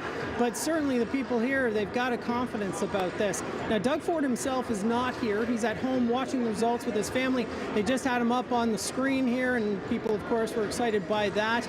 He did vote this morning, and he is expected to win his riding. Of course, Ford is looking for that second majority government, and to do that, he's going to have to get more than 63 seats in the legislature. At dissolution, he had 67. And if we go back to 2018, he actually had a very large win. He won 76 seats. So from the start of his term, he had 76. By the end, he had 67. Anyways, that is what he is looking for, a majority. That is what the polls predict. He ran on a campaign about infrastructure spending, big spending programs on highways and hospitals. That was all outlined in his government's last budget that came out the end of April. When that budget came out, that kind of became the campaign platform that he's run with. Now, it's a $198 billion spending program in that budget, which means deficits for several years to come. But like we've been talking about all night, from the very jump of this election, the polls have suggested that this man is going to be the Premier of Ontario again. And here where I am, the music's up. People are definitely in a celebratory mood. However, I expect that to get much, much more as the night progresses. Nicole. Absolutely, Matt, because the votes are just coming in now and they're being counted. Sylvie Lenve is at Liberal headquarters for us tonight. And Sylvie, not only are the Liberals hoping to gain back some seats, but Stephen Del Duca is hoping to hold on to his in Vaughan Woodbridge. He is hoping to hold on to that seat, and yes, they definitely have gained popularity. They're hoping to get that official party status, and to talk more about that, we have Omar Khan, who is a Liberal strategist. Now, Omar, what have you seen out, door knocking, working in the war room? Which candidates have you seen gain that popularity to get those seats? So, we've been running on a combination of a strong plan and a strong team. So the plan, obviously, and the team are led by Stephen Del Duca, but we've got a host of really young, vibrant, and diverse candidates across Ontario. Actually, over 50% of our candidate slate was actually women, which I believe is a first for any major political party in this province. So look, we're very excited. Like I said before, regardless of the results tonight, regardless of what the voters say, and we have to wait and see what they say, we're going to have a lot more Liberal MPPs at Queen's Park. It's going to be a young caucus, a vibrant caucus, a diverse caucus, and I'm very excited about the future of the Ontario Liberal Party. And what are some of those key policy ideas? Those, you said there's a lot of women. What have you been telling people at the doors? What has been resonating with people? So, we made a conscious decision early on to really put a lot of our policy ideas in the window early in the campaign. And those included things like Buck a Ride for transit. It included, a retroactive payment to families for childcare, because, the Conservative government finally signed a childcare deal with the federal Liberals, but it's shortchanged Ontario families just approximately $2,000. So we're gonna reimburse them for that. But more importantly, from my perspective, we've put together a very comprehensive policy platform. It's I believe it's over 100 pages long. You can go read it at OntarioLiberal.ca. But the Conservatives didn't actually put out a policy platform, and the NDP, I think it took them 3 weeks after they put out their quote-unquote platform. It took them 3 weeks to put out a costing for that platform. And even then, I think they've amended it 7 or 8 times since. So, I'm very proud of the fact that we put out a very comprehensive, fully costed platform early on. And, it resonated. We'll see if that's enough to form government after tonight. But regardless, I'm very excited about what we were able to do in this campaign. Okay, thank you so much, Omar Khan, Liberal strategist. The vibes are livening up tonight. You can probably see some people behind me here as the polls are closing. Again, the Liberal Party trying to gain official party status with those 12 seats, and Stephen Del Duca trying to win his seat here in Vaughan Woodbridge. Back to you. Thank you so much, Sylvie. And we should note that the polls did close at 9, but according to Elections Ontario, there were 27 polling stations at 19 different ridings that have been delayed. And one of the closest to us is Flamborough-Glanbrook. There's one polling station at the Carlisle United Church that will be open until 10:45 p.m. So some of those results may take a little bit longer this election this time around to come in. Let's send things over to Taz and the panel. All right, thank you so much, Nicole. Now, before the break, we were talking about the role that unions played in this election and what they could play in the future. We had two of our panelists already weigh in on this. Let's send things over to Randy Rath, our Queen's Park producer. You didn't get a chance to weigh in. I want to hear what your thoughts are. Well, it's absolutely unprecedented, Mr. Ford, the Conservative Party having so many unions behind them. In fact, I've never heard of the Progressive Conservative Party in Ontario having a union behind them. But I also think it's interesting in that there's a split in the province where the public sector unions are with the NDP, yes, and the private sector unions are with Mr. Ford. And I'm not really sure what that means, other than the public sector unions tend to take a bigger, broader look at things, and they want to have more socialist policies in government and throughout the government. Martin, how do you explain that shift, private versus public support? Well, I think again it's what's in our pockets. So Doug Ford wants to put money in our workers' pockets, therefore we're in favor of that. He wasn't necessarily looking to pour money into hospitals, he wasn't looking to pour money into school boards or universities or colleges, so those public sector unions said there's nothing in your platform for us, we're going to support somebody who is. Andrea Horvath spoke to those issues. Doug spoke to infrastructure. That's more the private sector people, and so that's where they split it. At least they found something they could support this time around. He also put hundreds of millions of dollars into skills training. This again was part of that package to rechange the Conservative relationship to labor, right, and emphasizing skills training. And they did this a lot on social media as well, saying, you know, you don't need a university education. You don't need to incur all that debt. You can get a good job, a good paying job with some proper skills training. I think that again has made the unions come on side, at least the private sector ones. Now, earlier Marvin said that he thought this union alliance would be short-lived. What are your thoughts? You look like you disagreed. Well, I think as long as the Conservatives are going to keep this sort of, reaching out and not automatically taking the side of the employer, but maybe looking to the side of the workers, this is what they've done. This is their fundamental change. So I think the unions, at least the private sector unions, could stay with the Conservatives for a while, especially if they're going to continue with these massive infrastructure projects. Let's talk about the role of the media now, Randy, and I'll ask you this. During this campaign, it seemed that the candidates were trying to avoid scrutiny, maybe by not taking interviews, by not taking part in debates. What do you make of that? Was that a call from the top, or were they individual decisions? Well, you mean the Progressive Conservative candidates in the various ridings wouldn't attend debates and that sort of thing? Yes, thank you for clarifying. That was absolutely came from the top. The Tories realized that they can connect with the public. They can speak to the public through different channels. We've got all the social media channels, Twitter, Facebook, whatever else, and they made a conscious decision that they don't want to talk to the media because the media has attacked them so much. Marvin, would you say this is about getting the most efficient message out, or is it about controlling the message? A control, and I have a saying in this circumstance: he who never says anything can never say anything wrong.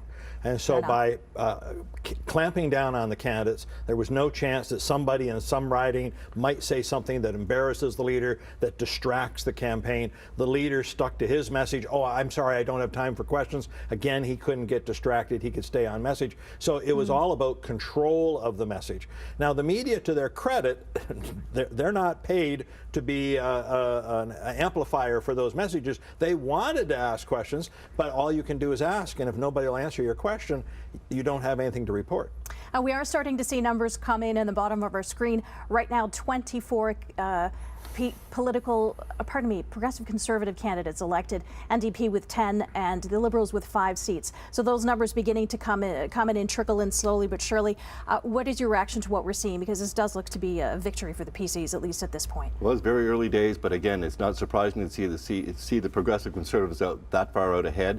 The Liberals, that's a real interesting thing to watch tonight. Will they be able to get 14 or 15 seats. I mean, they need 12 for party status. But it looked like in the public opinion polls, they were neck and neck with the NDP. But it appears that battle for second place is going to go to the NDP. But will that be enough to keep Andrea Horwath in her job? That's something that remains to be seen tonight as well. And Randy, we saw advance voting and mail-in ballots at not a record high, with more than 1 million people voting in those advance votes. How much do you think that was played a role in what we're seeing right now? Are these just the die-hard conservatives who voted?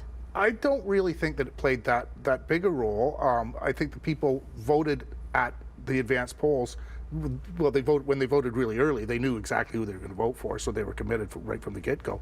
But I think that it's more of a product of COVID that so many people came out. We were used to doing things beforehand, used to doing things remotely, used to mailing things in. So it's to me, it's COVID that has changed the way elections are going to be held, and it's probably changed the way they're going to be held going forward for forever.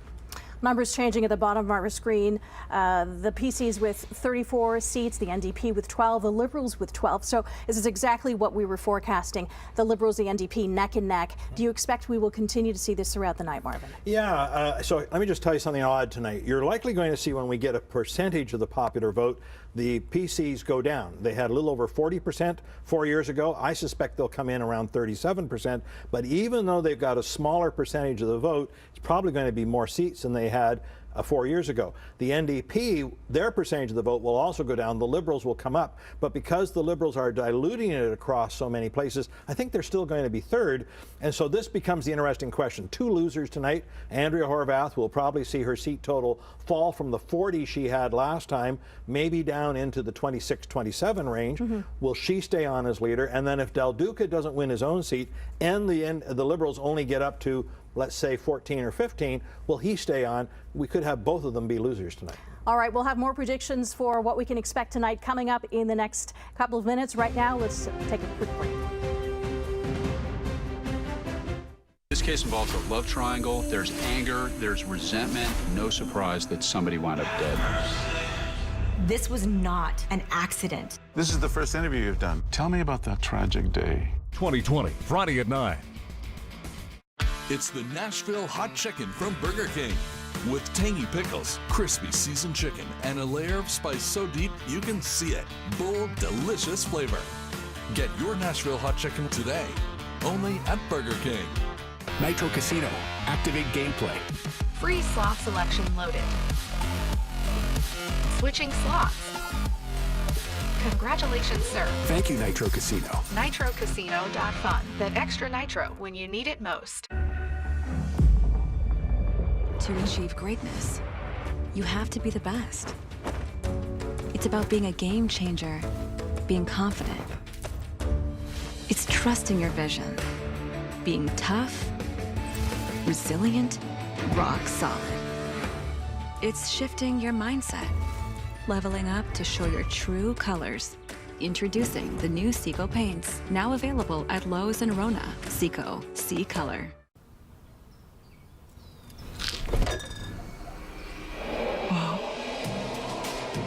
Pretty heavenly, right? What is this place? You've been carried away by the rich taste of Philly. I want to stay here forever.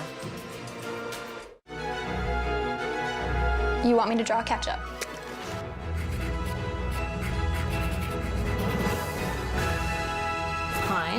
Heinz bottle. The redesigned Nissan Rogue is redefining the crossover. Equipped from bumper to bumper with advanced features, like head-up display to stay focused on what's ahead, wireless Apple CarPlay and charging pad for cordless connectivity, and Nissan's own ProPilot Assist with NaviLink. So there's no wonder why the awards keep coming.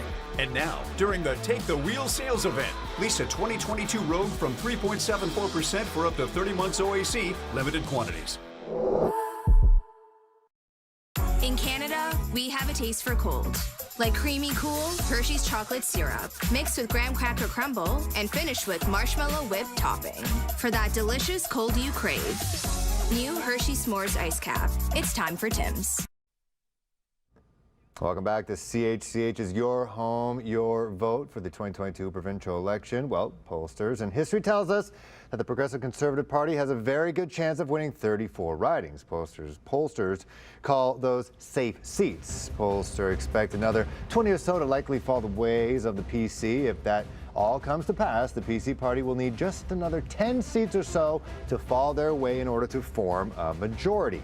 Now, for more on that, remember, that magic number is 63. 63 seats needed to form a majority government. If the PCs win the night, they'll have done so by winning many of these ridings, starting with Oakville. There are a number of potential swings in Hamilton, Halton, and Niagara, and one where the Liberals stand a chance of retaking the riding is in Oakville, where PC incumbent won by a relatively small margin over the Liberals last time out. Now, another in our region, Niagara Centre. The PC party making a strong challenge to bounce NDP incumbent Jeff Birch. Now, this would be a huge pickup for the PCs. Now, head over to Hamilton, West Ancaster, Dundas. The PC party making a strong challenge in this riding. It's up to incumbent Sandy Shaw to fight them all off. The riding has a reputation as being a bit of a swing riding. It's the new cat in town. Eglinton Lawrence now, this comfortable Liberal seat went PC in 2018, but by a very small margin as well. Liberals campaigning hard for this one. Head over to Scarborough Southwest. The NDP fighting to hold on to its seat gain of its seat, which it won from the Liberals in 2018. This time, polls say the PC party have made it a three-way fight. Mississauga Lakeshore now. This Liberal riding fell to the blue wave in 2018. Now the Liberals are surging. Don't have confirmed numbers yet, but it's seen if the PC party were able to fend them off in this situation. London North Centre, Liberals won 2 elections ago. NDP in 2018, however, and now polls say NDP neck and neck with the PC party. Humber River, Black Creek, NDP trying to hold off a strong challenge from the PC candidate, but the Liberals, which held the riding in 2014, are also in the mix. In fact, opinion polls have the three parties separated by a mere 1% of support. Now let's head to York Southwest. Polls say NDP is in the fight with the PC. Even though riding has a long history with the Liberals, this would be, again, another big win for the Tories. Beaches East York now doesn't really include the PCs in this situation. This is a real battle between two parties which have gone to war in the riding over the years. NDP throwing out Kate Dupuis, and then the Liberals, Mary Margaret McMahon. To Oshawa now, the PC party has been making gains in this riding over the past 2 elections, and the polls suggesting there. And this year, it is making a strong push to win it. If it does, big part of that majority push by the PC government. Remember all this for a couple minutes from now. Conversely, in Don Valley North, the Liberals are making a strong push to unseat the PC incumbent. Now get more interesting here. All right, the Green Party looking to make history by winning a second seat in the Ontario legislature. It is won in 2018 by the Progressive Conservatives in the past, but there's no incumbent this year. Green Party leader Mike Schreiner was just there last week pushing hard for Matt Richter. And with all that, the CHCH decision desk has made its election call.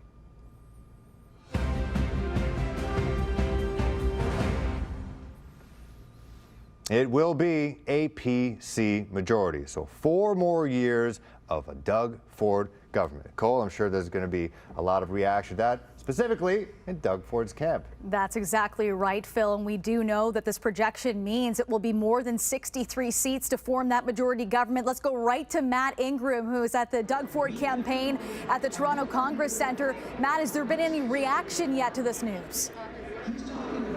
Oh, big time, Nicole. There was a loud, thunderous cheer that went out through the room when the news came out over television. People were cheering, chanting, Doug Ford, Doug Ford. People obviously very happy here. And one of those people who are very happy, I'm going to bring into the conversation, Jason Leiter from Enterprise Canada. Jason, thank you so much for joining us. Absolutely. What's your reaction to this majority win? People are jubilant. They're relieved. They're excited.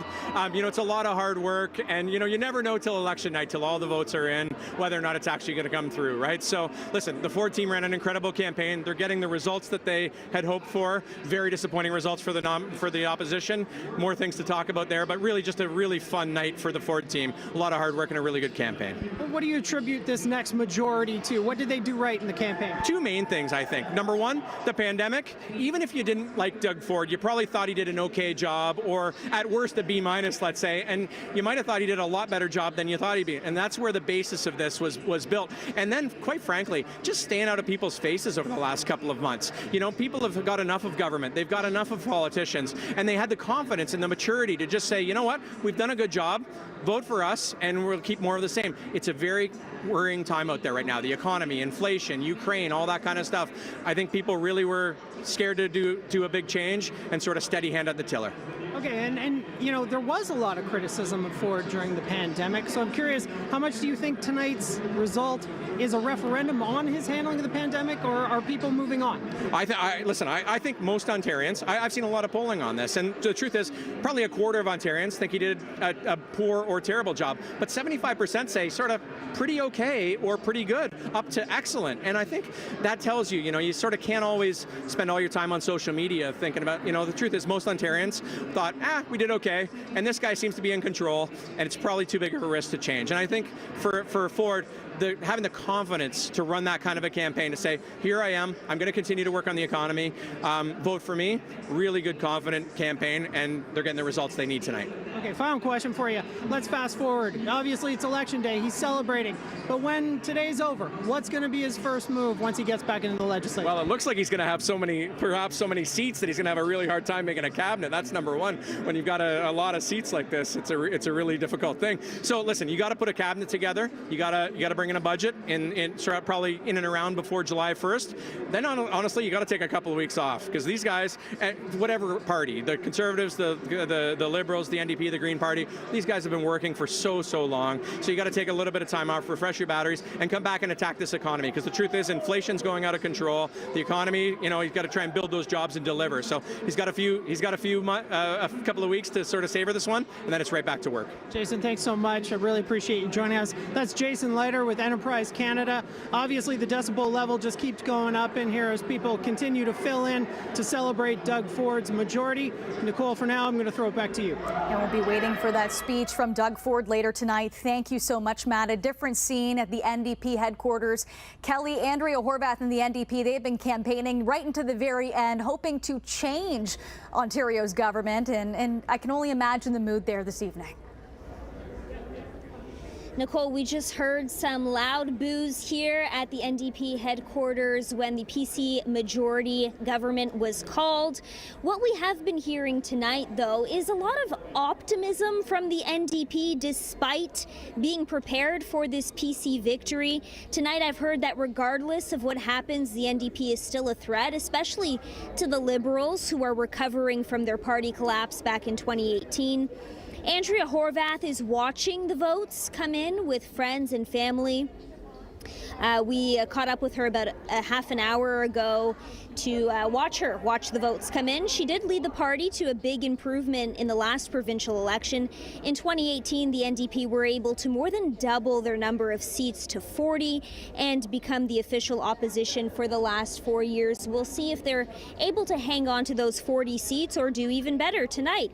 Also, in 2018, NDP candidates were elected for all but one Hamilton riding. The NDP also won all but one seat in the Niagara region last time around too, so we will see if that plays out again tonight. For now, Nicole, I'll send it back inside to you.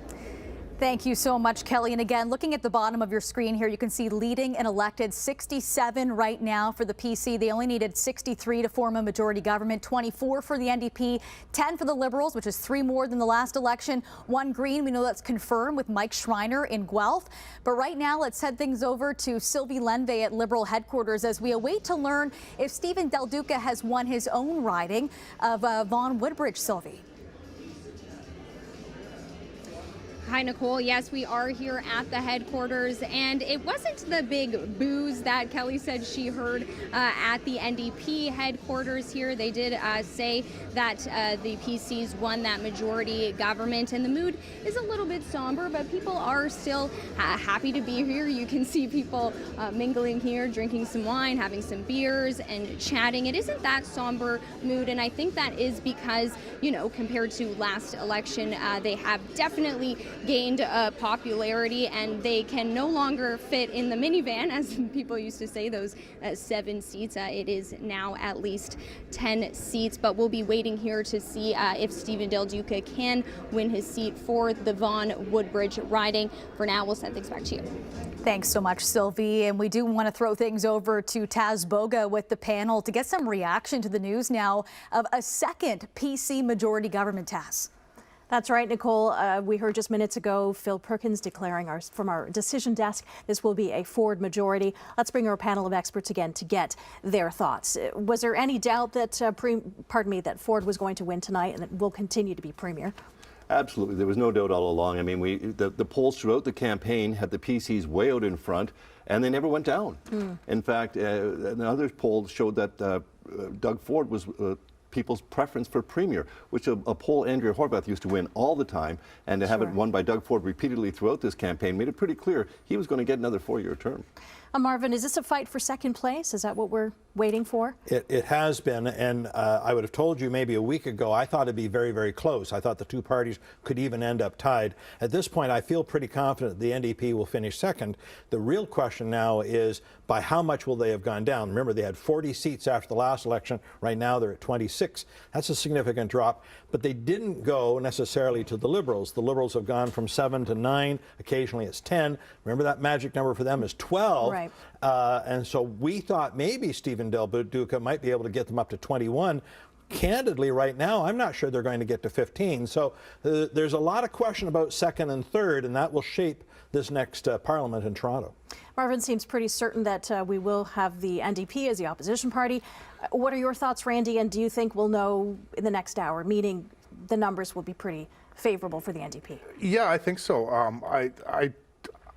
I think the big question right now is, will the Liberals gain official party status? Because if they don't, it's a problem.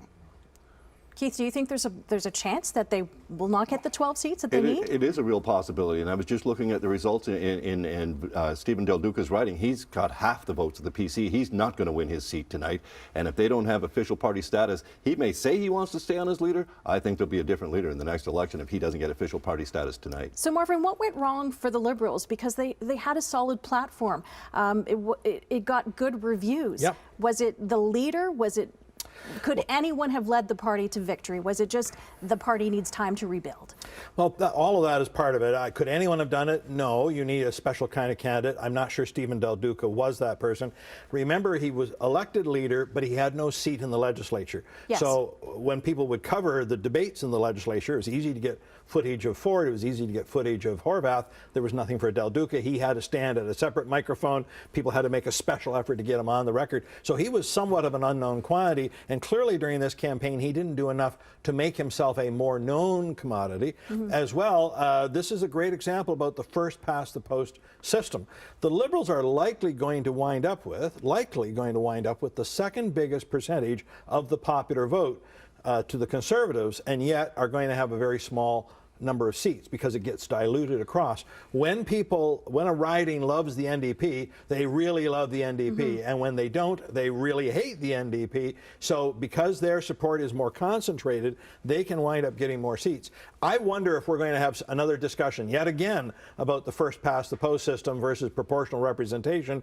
It's always interesting. Parties who benefit from first past the post don't want to talk about it, but those who could have benefited do. I think that will come out of this election too. But I think we've got two leaders tonight who are mortally wounded, and maybe not tonight, but over the next few weeks, I think we're going to see the end of Andrea Horwath and the end of Stephen Del Duca. Well, I want to hear from our other guests in the coming minutes. Right now, we do have to take a break. We'll talk much more about what lies ahead for Del Duca and Horwath and the Liberal and NDP parties when we come back.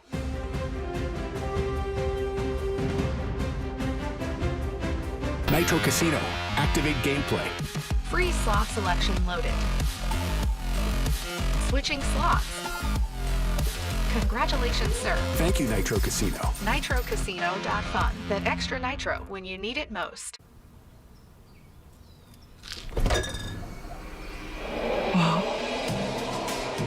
Pretty heavenly, right? What is this place? You've been carried away by the rich taste of Philly. I want to stay here forever.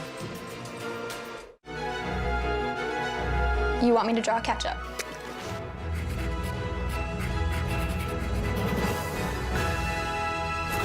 Heinz. Heinz bottle.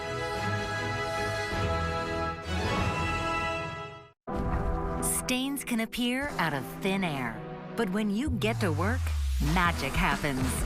The real trick is the next one up your sleeve. We make OxyClean, you make it work. Work your magic. Some home fragrances can be overwhelming. Airwick Fresh New Day fills your space with fragrance that's always fresh, never overpowering. Airwick, connect to nature. The redesigned Nissan Rogue is redefining the crossover.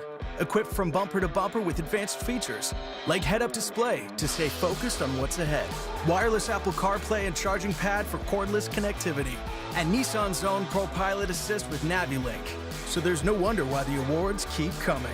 And now, during the Take the Wheel sales event, lease a 2022 Rogue from 3.74% for up to 30 months OAC, limited quantities. The Lindor Bar. A chocolate square, irresistibly smooth. You choose the moment. We provide the bliss. Lindor by the Lindt Maitre Chocolatiers.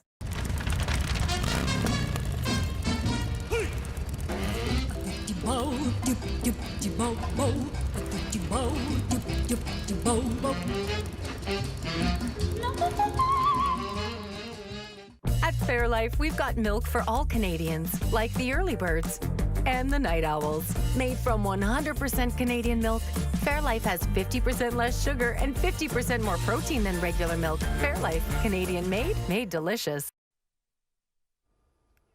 Well, welcome back to Your Home, Your Vote. As the CHCH decision desk has declared, it is a PC majority government, and we do want to get to some of the local ridings to see how things are shaping up closest to you. So let's start in Halton, and we begin tonight with the Burlington riding, where you can see Conservative PC candidate Natalie Pierre has been declared the winner of Burlington. This had no incumbent because Jay McKenna was not seeking re-election, but this had been a PC riding. Moving on now to Wellington Halton Hills. Once again, it's declared that PC incumbent Ted Arnott has won this riding. He is the Speaker of the Legislative Assembly of Ontario, and this was one that we knew was going to be a safe riding for him. In Milton, it has not been declared just yet, but the incumbent Parm Gill is ahead at this time, but only 17 of 42 reporting at this time, so we're going to continue following Milton because it's one of those ridings that could be very close between the Conservatives and the Liberals. Oakville North Burlington once again declared a PC victory for Effie Triantafilopoulos. She was the parliamentary assistant to the Minister of Long-Term Care in the last legislature. And in Oakville, this one is again close to watch, but as you can see, Stephen Crawford has once again taken this riding. And we're going to join up with Manisa Danabalan, who's been covering Halton for us tonight. Manisa. Nicole, I'm still in Burlington. I'm right here at Progressive Conservative Natalie Pierre's campaign office right now. It's starting to get a little bit busy. There's a lot of excitement. It's a lot of some anxiety in here too, I guess. It's a little nervous, but a lot of excitement for sure. Right now, joining me is MPP Jane McKenna, who, what do you think about the results right now? I'm so excited. You know, this has been a rough couple of 3 years that we've had, and we've worked extremely hard with Doug Ford, and we said we would get it done, and we're going to continue to do that. And I'm so excited to pass on to Natalie because she's worked extremely hard. Tonight is her night, and she deserves to have all the reward that she deserves because she's worked extremely hard along with her new caucus. And, you know, it's been exciting in here tonight. It's anxiety is what you're saying, but I've never been so excited about anything in my entire life. Well, other things, but I am very excited tonight for her. During your time, what are some of the key issues that are at the top of minds for Burlington residents? So I think long-term care is huge. For the last 15 years, we've had 611 beds that we had for long-term care, and we all know, I think there's about 2,500 people in Burlington right now waiting for long-term care beds. It's a massive issue, and we've continued to make sure that we've made massive changes to that. I think we've got about 30,000 new beds at this particular moment, and I think we've gotten more beds in Burlington and over the last 15 years that we've had, right, with 1611 beds. So we have to continue doing that. It's so important.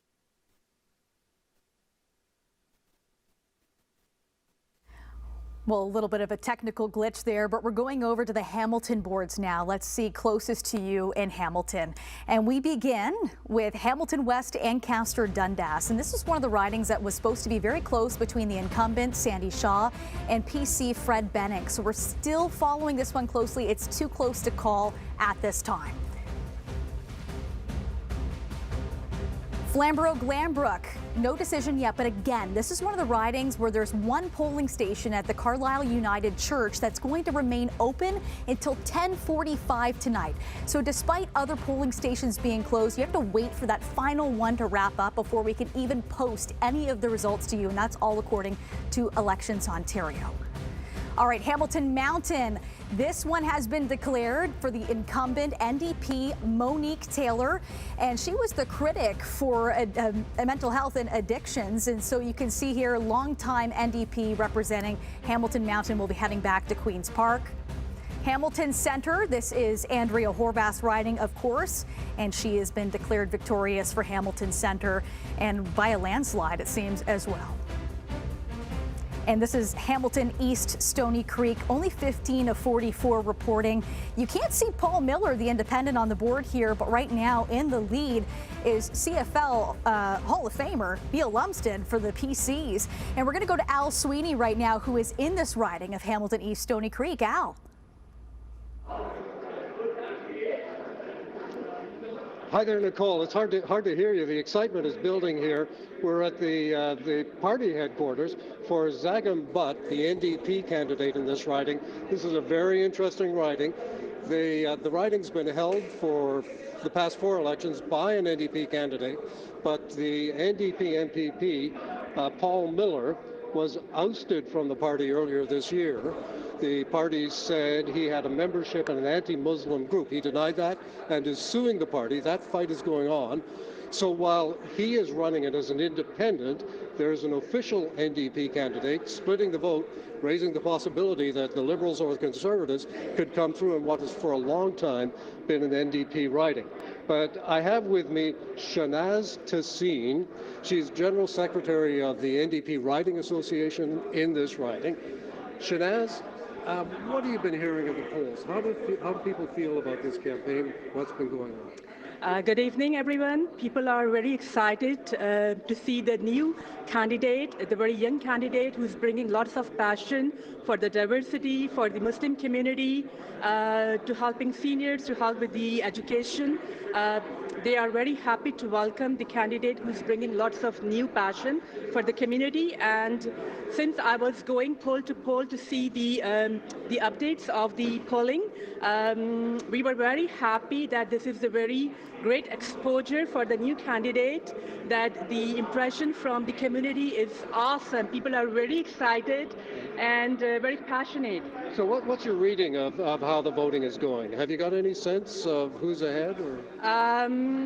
What we observe, Liberals, we don't see on much high rank. NDP and Conservative were neck to neck. We are hoping for the best.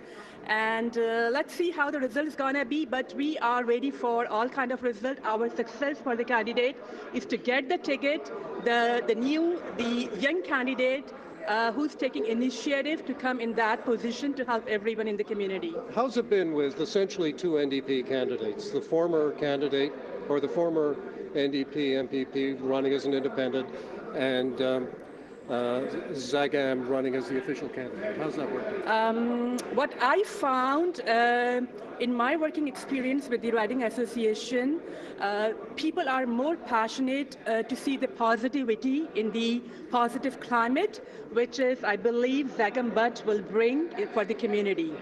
Okay, very good. Thank you very much. Thank you so much, Al. We really appreciate the coverage of CHCH, Hamilton, and looking forward for the best for everyone. Thanks. So that's Shanaz Tassin of the NDP Riding Association here. Back to you, Nicole. What a positive message there, too. Thank you so much, Al. And taking a look at Niagara ridings, these were some of the areas that the PCs were hoping to pick up from the NDP. In St. Catharines, though, NDP Jenny Stevens, the incumbent, is holding on to her seat tonight. She was the first woman elected for this riding of St. Catharines. Niagara West, this was supposed to be a PC stronghold, and it certainly was tonight. Sam Osterhoff holding on to this riding of Niagara West. He was the youngest Ontario MPP to be elected. That was back in 2016 when he was first elected. In Niagara Centre, this one still too close to call. 43 of 66 reporting neck and neck between the incumbent Jeff Birch for the NDP and Fred Davies of the PC party. And Niagara Falls, Wayne Gates, the NDP incumbent, has been declared victorious for Niagara Falls. This was one of the ones that we really have been watching carefully because the PCs seem to think that they had it in Bob Gale. Let's go live right now to Jason Gaidola, who is with Bob Gale at his campaign headquarters tonight. Jason. Thank you, Nicole. Again, Bob Gale joins us now. Bob, it must have been a hard-fought campaign after Wayne has been declared the winner. How did you feel this campaign went for you overall? I met a lot of good people, and it was exciting. It's a new experience for me at this level, so I'm pretty proud. I'm proud of the party. I know the party has a majority, so I'm proud for that, but certainly you wish you win on everything, but I congratulate Wayne on this, and again, I've met some really good people here. My volunteer base has been wonderful. So. Absolutely. And again, mixed emotions because you did see a PC majority win, but in regards to this riding, I mean, what do you want to see addressed and changed in this area that where there has to be some uplifting for the folks that live here? It all comes to health care for everybody here. The new hospital has to get a shovel in the ground, and I'm sure under Doug Ford it will happen. I'm sure it will happen in the fall. But there's other issues too. But I was hoping we'd have a seat at the table in Toronto to carry the weight of Niagara up there. But it's not to be right now, and I congratulate Wayne for that. Mm-hmm. I was speaking for yourself. Will you be running again in the future? No. I'm done with politics after my term on regional council. Everybody knows that. So I'll say sayonara to politics come October, November. So. Okay. Well, again, Bob, thank you for joining us today. Again, Nicole, we'll take it back to you. The assistant for...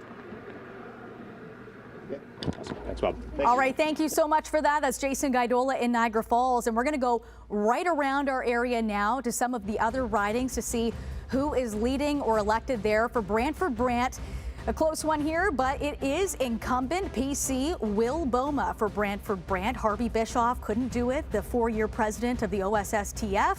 It is Will Boma's riding tonight. Haldimand Norfolk, this is quite an interesting one to watch. There's no incumbent for this riding. Ken Hewitt for the PC. He was the mayor of Haldimand County for 3 terms. In second right now, this is independent Bobby Ann Brady. And we're hearing that she was involved with Toby Barrett's campaign in the past. And Toby Barrett had held the riding of Haldimand Norfolk for many years. Again, he's not seeking re-election. This one is still too close to call. Let's go to Oxford. This one we knew was going to be a PC stronghold for Ernie Hardman, first elected in 1995. He was the mayor of the township prior to that. And again, he's going back to Queen's Park. Cambridge, this was one to watch, and right now we can see that it's Brian Riddell. He was a professor at Conestoga College, and he is heading to Queen's Park for the PCs, picking up a riding there.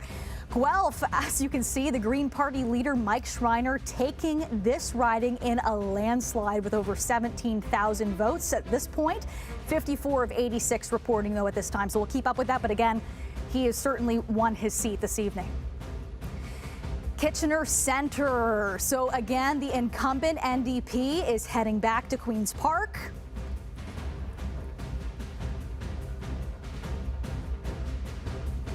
Kitchener-Conestoga, Mike Harris. This is Mike Harris Jr., and he's the incumbent for the PCs, and he continues with his seat tonight. Kitchener-Conestoga, again, as we just saw, this is former Premier Mike Harris's son that has won this riding. Kitchener-South Hespeler is conservative at this time, has been declared for Jess Dixon.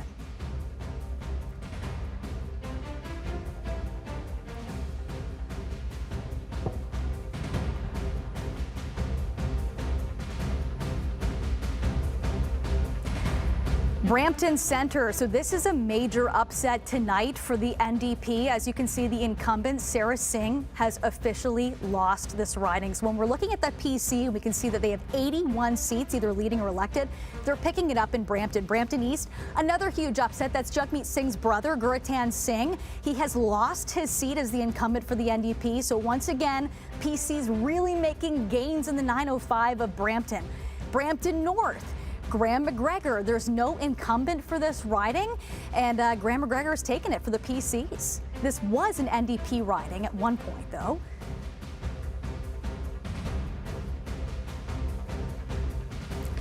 And Brampton South, Pradmeet Sakaria has continued to hold this riding as the PC incumbent. So once again, all of Brampton going blue this evening. Brampton West just kicking off this, or finishing off this trend here.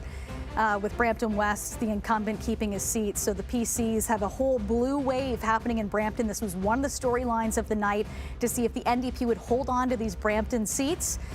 And they have lost them to the PCs, and that's where we're really seeing some of the gains here tonight. So again, we have declared a PC majority government in this Ontario election. It's time for a short break, but we'll be right back with Your Home, Your Vote. The 70s had us actually changing some things. The Cultural Revolution just kind of exploded, and a kind of fascinating chaos emerged. The 70s, Sundays at 7 on CHCH. Meet new Magnum Duets. 2 chocolates. Twice dipped. Twice as indulgent. Discover new Magnum Duets. The ultimate chocolate experience. Virtuo by Nespresso. Begin your day with the taste of your favorite long cup, or simply explore a variety of other coffee styles. It all starts with the touch of a button. Virtuo. Make your everyday extraordinary. Nespresso. What else?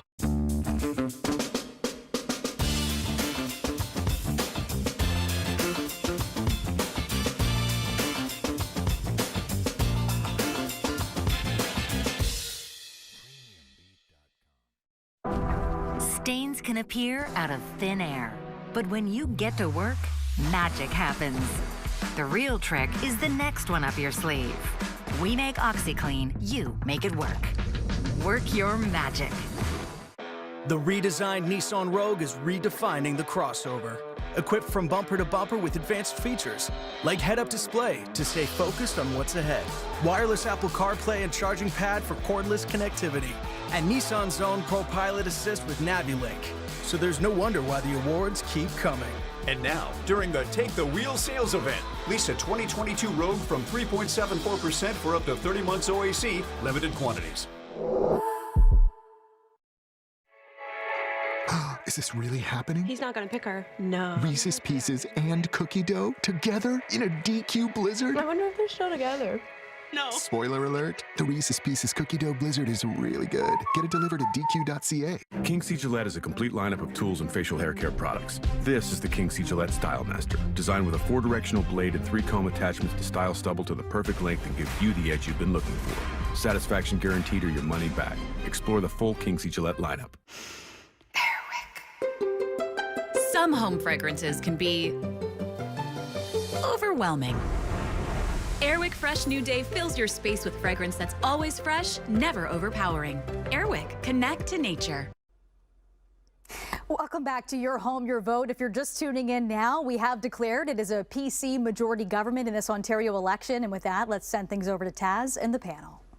All right, thank you so much, Nicole. Not only is this a PC majority, but we are also seeing a larger majority than we had going into the election. So let's again bring in our panelists.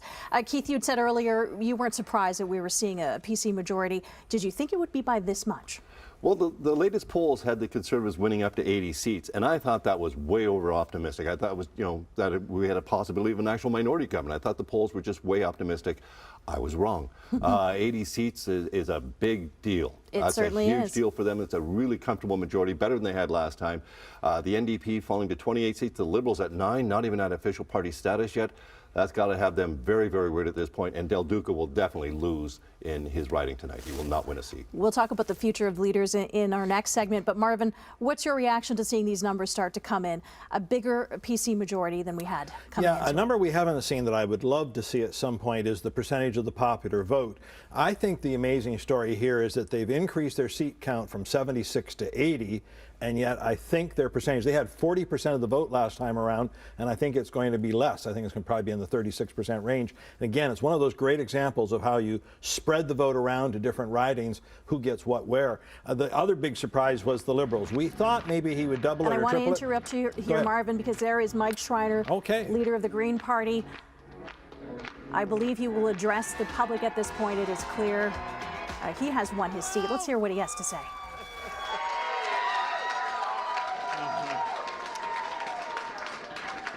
Thank you, Guelph. Thank you, Guelph, so much.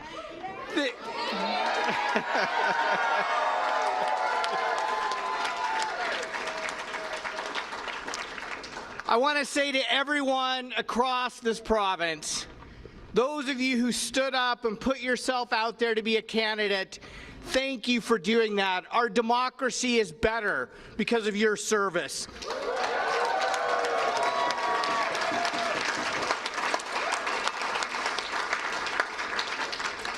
Four years ago, we made history in Guelph, electing Ontario's first Green MPP. And we've made history again, re-electing Ontario's first Green MPP.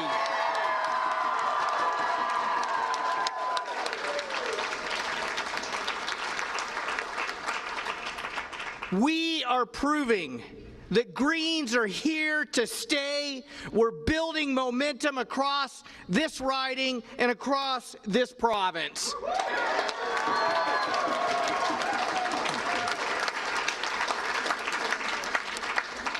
And I just want to say that up the road in Parry Sound, Muskoka, we have a tight race happening there as well.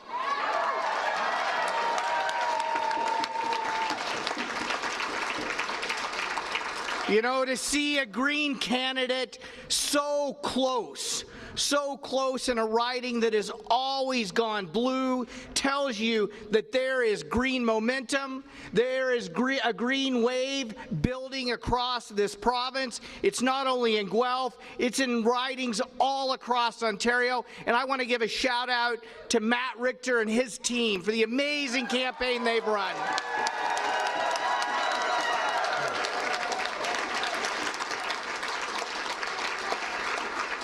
You know, the race in Parry Sound, Muskoka, is too close to call right now. And I just want Matt and his family, who have worked so hard, and his team, the team that's bringing people-powered change, I want you to know that we're rooting you on for the rest of this evening.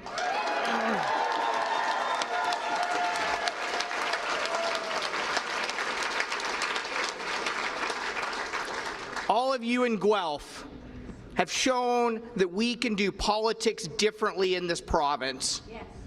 That we can work across party lines. That we can put people before politics, people before partisanship. That we can ensure that we're going to continue fighting so that everyone has an affordable place to call home. You're listening to Green Party leader Mike Schreiner, who has won his seat in Guelph tonight. We're going to take a short break, but when we come back, we'll be sure to hear from the other leaders. Andrea Horvath and Stephen Del Duca are expected to give speeches ahead of Doug Ford. We'll be right back. It's your home, your vote. The redesigned Nissan Rogue is redefining the crossover. Equipped from bumper to bumper with advanced features, like head-up display to stay focused on what's ahead, wireless Apple CarPlay and charging pad for cordless connectivity, and Nissan's own Pro Pilot Assist with NaviLink. So there's no wonder why the awards keep coming. And now, during the Take the Wheel sales event, lease a 2022 Rogue from 3.74% for up to 30 months OAC, limited quantities. Hello, Pam. What are you still doing here? Job's not done yet. No, that takes 16 hours for it to steep before it's ready, so we can just, call you back. Yeah, not a chance I let someone put their lips on the Beebs brew before this guy. I'm a Stan. Okay. Good night, Justin. Love you. I love you too. Okay. I'm glad you said it first. Try my French vanilla Beebs brew for a limited time, only at Tim's. It's worth the wait. Some home fragrances can be overwhelming. Airwick Fresh New Day fills your space with fragrance that's always fresh, never overpowering. Airwick, connect to nature. Up to 37 billion liters of Canada's fresh water is wasted each year just by pre-rinsing dishes. Finish Quantum Ultimate is specially designed to let you skip the rinse, saving up to 75 liters per load. Help protect our water with Finish Quantum Ultimate. Cooperators offers financial services and advice tailored to you, like the just trying to grow our investments as quickly as Penelope grows out of her clothes plan.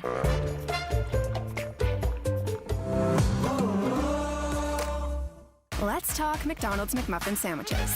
We start by cracking fresh Canada Grade A eggs from Canadian farms, right in our kitchen. Then we stack them with 16 grams of protein per egg McMuffin. How do you top that? You make them 2 for $5 plus tax, all day long. Every day, we discover what inspires us. It can be the energy of the city or the peace of the outdoors. We can enjoy being connected to technology today while keeping an eye on tomorrow. Explore how movement can inspire you in the all-new Sportage. Kia, movement that inspires.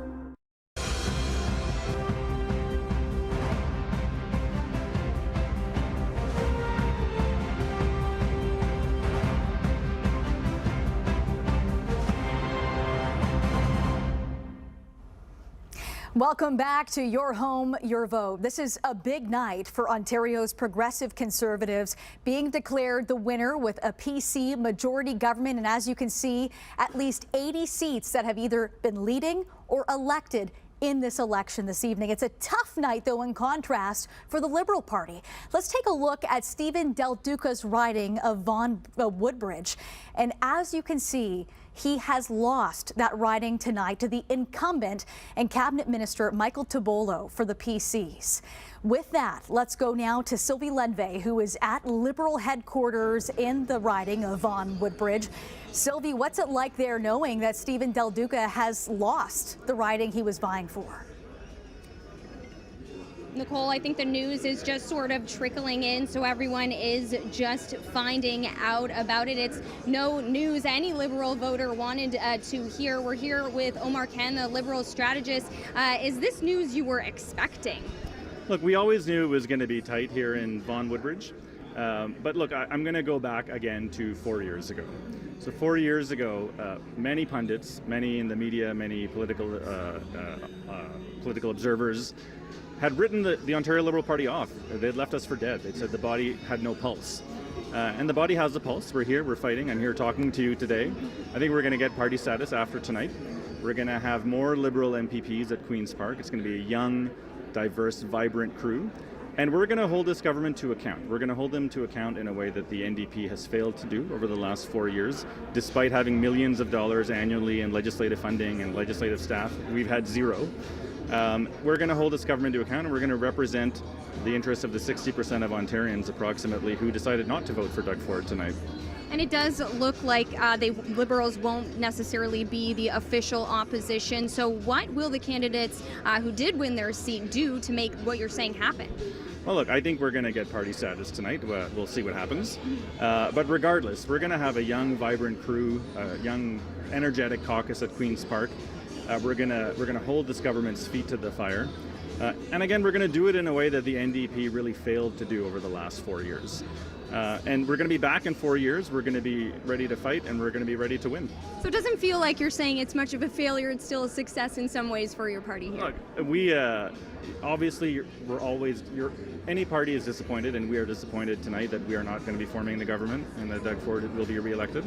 Kudos to them. You know, it's a pretty significant victory, it looks like. But look, we had a near-death experience 4 years ago as a party. We had to pay off a $10 million debt, which is now paid off. We were able to build up a war chest of about $7 million for this campaign. We have a small loan, but it should be nothing that's going to create a long-term debt issue for the party. We're going to be back. We're going to be fighting, and we're going to represent, like I said, we're going to represent the interests of the majority of Ontarians who didn't vote for this government. All right, thanks so much, Omar Khan, Liberal strategist. As you heard there, they don't think this is a failure. They still think they've succeeded at winning those Liberal seats that they did win. Again, though, Stephen Del Duca did not win his seat here in Vaughan Woodbridge. That did go to PC incumbent Michael Tibollo. Back to you. Thank you so much, Sylvie. And just a reminder that the official party status, you do need 12 seats in this province. And right now the Liberals are leading or elected in 8, just one more from the 2018 election. CHCH Decision Desk is also declaring that the NDP will be the official opposition. Kelly Botello is live at the NDP headquarters in the riding of Hamilton Centre at the Hamilton Convention Centre. Kelly. Hi, Nicole. I keep looking over my shoulder because Andrea Horwath may be coming out soon. It appears people are gathering over there. But yes, official opposition, certainly good, but perhaps not the victory that Andrea Horwath was looking for tonight. I'm joined now by NDP strategist Joanne Deere. Joanne, another 4 years of a PC government. How are you feeling about that? Well, you know, I'm extremely proud of the campaign that the NDP ran, and I'm especially proud of Andrea Horwath because, I mean, she's built this party from before her leadership to not having official opposition status to now being the official not even having party status to being the official opposition, and that's a significant achievement. And I know that the NDP is going to fight like heck to try and stop Ford's agenda of cuts and do what we can over the next 4 years to try and make life better for people. So the PC government has even more of a majority now than they did in 2018. Where do you think the NDP went wrong? Where did the NDP miss the mark? I don't think, I think the campaign was really great, and Andrea performed really well. I mean, she just thrives on the campaign, meeting people and hearing their stories. I think really what happened is that we were up against, some pretty big challenges, the one being COVID and the post-COVID hangover that everyone's experiencing. And we've seen that pretty much across the country, every incumbent government, except for one in Nova Scotia, has been reelected. And so I think people are really have a lot going on in their lives right now. People are worried about, a lot of things. And I think people were perhaps not able to focus on the election. Joanne, thank you so much for joining me. I'm going to step out of the way here because we got a big group gathering. They were just chanting Andrea, Andrea. So we may see NDP leader Andrea Horwath come out shortly. If we do, we'll be sure to come back to her, but I'll send it back inside to you now, Nicole. Absolutely. We'll be watching that closely. Thank you so much, Kelly. And Matt Ingram is with the Doug Ford campaign at the Toronto Congress Centre. That's where the real party is at tonight. And Matt, not only did they win a majority, but they picked up a number of seats this evening. Absolutely, yeah. This is a big win for the PCs. And earlier I said there was a quiet confidence, then it was a medium confidence. But now the party has started. And one of the participants I want to bring in right now, Michael Diamond. He's a conservative strategist with Upstream Group. Michael, thanks for joining us. More than 80 seats. Were you expecting this? Look, we knew tonight was going to be a good night. The province has learned that Doug Ford is someone who's dependable, someone who can lead through hard times, and I think also presented a vision for future growth of the province, and that's a culmination of all of that, which we're seeing tonight. What do you think the final seat count's going to be? Look, I actually haven't seen even the current one. I've been busy waiting with you and on some other interviews, but it's going to be over 80. So all I know is we won in a landslide last time. We're going to have an increased landslide this time, and the Liberals, it looks like the NDP are down seats. The Liberals, it looks like, are down seats and are without their leader in the legislature. So it's certainly a night that on all the boxes we're checking them off. In 2018, 76 seats. That was a pretty good result. So what do you attribute to the increase in seats this time around? Look, a number of things. One, the other leaders, when they talked about their platform, they started from what they wouldn't do. Doug Ford started with a positive vision of what he will do to build the province. So I think that really inspired people. Plus the leadership he showed during COVID, all of that, and to get 8 endorsements from trade unions for the Progressive Conservative Party was really a game changer. So you listed a couple of things there. I'm curious, was it the performance during the pandemic, the vision for the future, or the well of support from private sector unions that you would attribute most to this groundswell? Look, I don't think we can pinpoint it to one thing. I think it's effort over time and a lot of hard work and a lot of good government from the Premier that led to this. So all of the above. Awesome. Well, it's an exciting night for you guys, so I'll let you get back to the party. Thank you very much for joining us, Michael. That's Michael Diamond. He's a conservative strategist with Upstream Group. Now, we did see about a half hour ago on the screen here, Doug Ford and his family, they look to be leaving their house. So we are expecting the leader to show up here relatively soon, and everyone here is anticipating that victory speech. Back to you. And Matt, you know, just while you were speaking there, we could actually see that Doug Ford's family has arrived. They were just sitting down, so we will be going back there momentarily, as we do believe that the PC leader will be giving his speech momentarily. But right now, let's send things over to Taz, because Taz, we've also declared that the NDP will be the official opposition. That is true. We're watching those numbers start to come in, and we do expect to hear from Ford momentarily. But let's talk about the future of Andrea Horwath. She has had 4 kicks at the can now. She has led and grown the party, Keith. She's never won the Premier's office, so what lies ahead for her? I think this is it. I mean, she's going to have to step down as the leader of the Ontario NDP. Maybe not tonight, but sometime within the next year or so, she's going to have to step aside. You only get 4 kicks. I mean, 4 kicks is a lot. That's a lot, yeah. Most people don't get that many tries as they can. She did get them to official party status last time, and she repeated that again tonight, so that is significant, and that's the best spin the NDP can put on tonight's results, because they're down at least 10 seats, and they should have been able to hold on to those. Marvin, you're shaking your head. You're in agreement. Yeah, absolutely. When you go from 40 to 29, it's hard to call it a victory, other than the fact that you remain official opposition. I don't think Andrea is going to resign tonight, but I think she will at some point. And there is an interesting question mark. Now, I think she's probably tired of campaigning, but let me think. We have a municipal election coming up in Hamilton, and it's going to be this fall, and there seems to be a bit of a race for mayor. You wonder if she might step aside from one venue to go into another, and maybe that's just a silly scenario on election night, but it's a possibility. One a lot of people have repeated. Randy, what do you think about this? This would provide a perfect opportunity to jump from one platform to another. Well, I think there's absolutely no way that she's going to continue to be leader.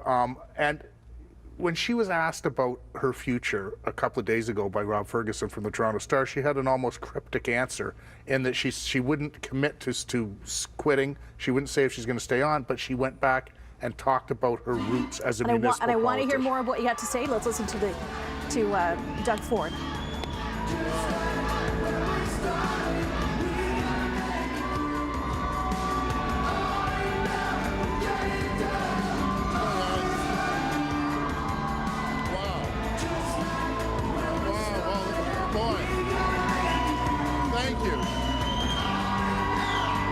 Thank you so much. Boy, thank you. What an incredible welcome. What? There we go. Excellent. Well, thank you, everyone. What a night and what a result. Together, we have done the impossible. We have made history. Wow, I'm just so grateful, so grateful. Oh, boy.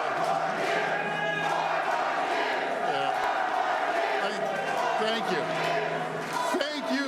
Thank you, everyone. I want to thank you from the bottom of my heart. Thank you for being here, and thank you for sharing this unforgettable moment. And I love you, too. I'll tell you, I am so humbled by your support. I see some faces here tonight who've been with my family from day one. But what excites me the most, what just pumps me up, are all the new faces I see out there. So I am so grateful for all your support over the years. It's what keeps me going. And to the people of Ontario, thank you. Thank you so much. Thank you for your trust, and thank you for once again putting your confidence in me. It's a responsibility that I will never take lightly. But most importantly, thank you for sharing in a vision for our great province. Sharing in a dream of a bright and prosperous future, an era of unprecedented growth and opportunity. So if you're a miner in the north who's out of work, I want you to know we're building that road to the Ring of Fire.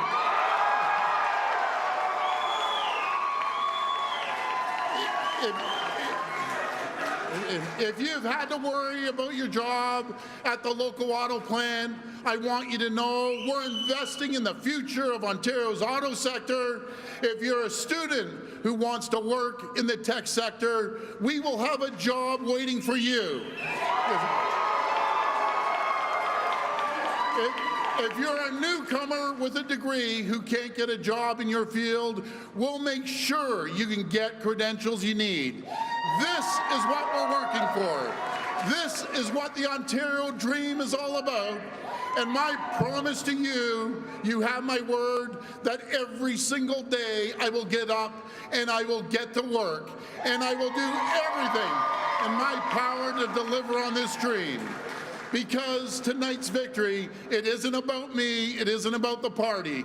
This victory belongs to every worker who knows that they deserve better. It belongs to every family who knows that they can dream bigger. But most of all, this victory belongs to each and every one of you.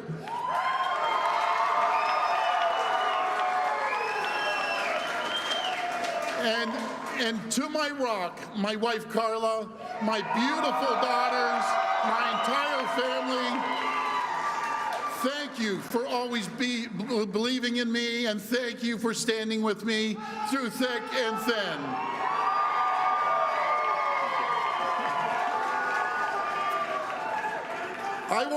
I want to thank my entire campaign team and every candidate who ran for our party.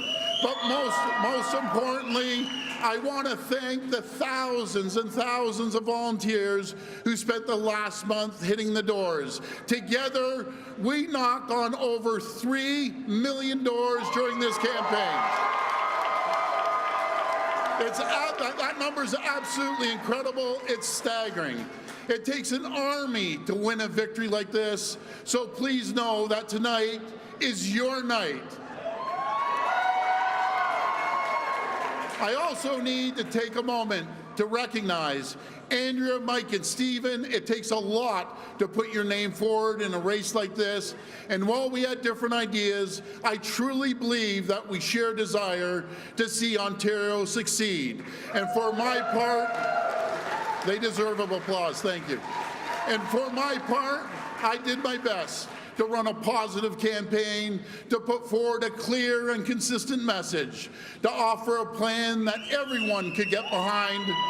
I promised to build this province, to say yes to more housing, yes to attainable housing, so families once again can strive for the dream of home ownership.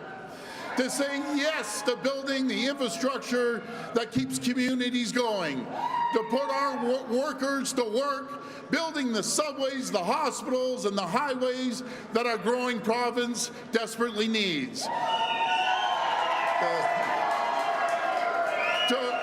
To run a smarter, more efficient government so we can reduce the unfair burdens like the license plate stickers and the gas tax. My friends, this is a plan I put forward. And I've spent the last 5 weeks traveling to every corner of this province, meeting with the hardworking women and men who are building Ontario. And I can tell you, we are ready. Ontario's ready to get it done. We're ready to roll up our sleeves, to rise to the occasion, because we have the potential for greatness. We are blessed with every advantage, a bright and hard-working workforce, an abundance of natural resources. We have the critical minerals that the entire world is after. We have the capital, the technology, and the ingenuity. But most importantly, we have a vision, a dream. I see it as I look out into the crowd. I see it in your faces. I see hope. I see optimism, and your energy, your passion, it's what keeps me going every day.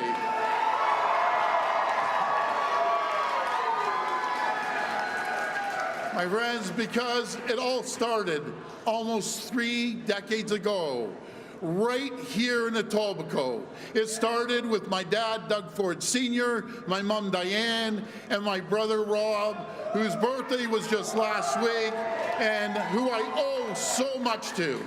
I know that they're up there in heaven, and they are celebrating with us tonight. Friends, it started with all of us together, and over the years, we've had our ups and downs, we've tasted victory, and we've faced defeat. But through it all, we never gave up. And when I think about how far we've come, how far we've traveled together, we started as an idea, a new approach to politics. Thanks over the years, thanks to each of you showing up at our events, volunteering at the doors, spreading our message. Thanks to you, what started as an idea turned into a movement.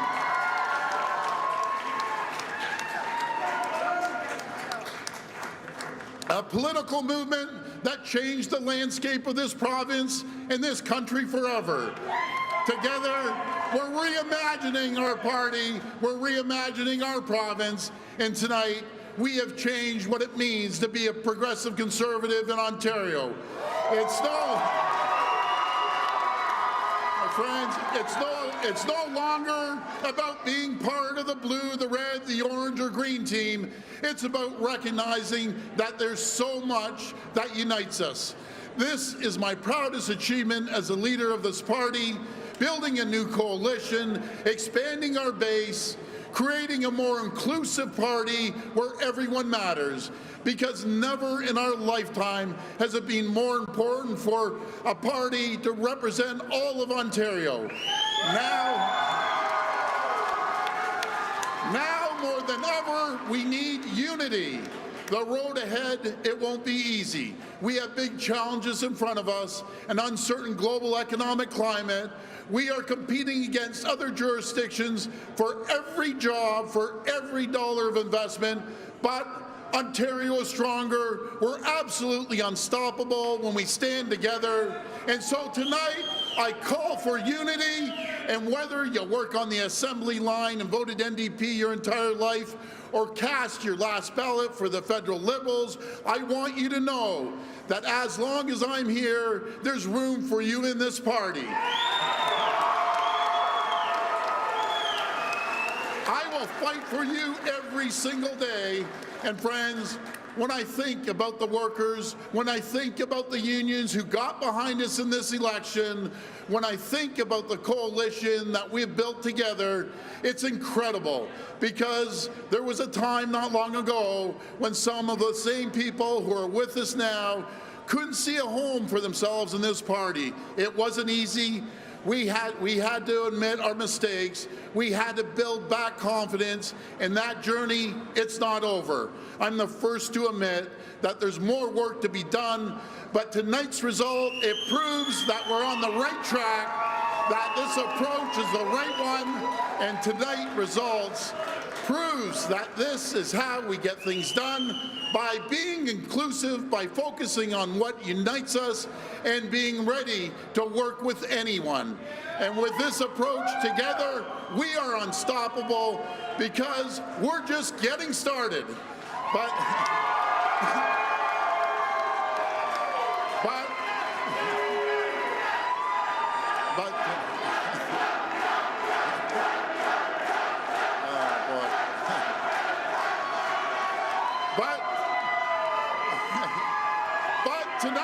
tonight we celebrate because this is your night. Tonight, the people have spoken from Windsor to Cornwall, from Timmins, and thank God Timmins, to Ajax. Together, we're blazing a new trail. We're charting a new course.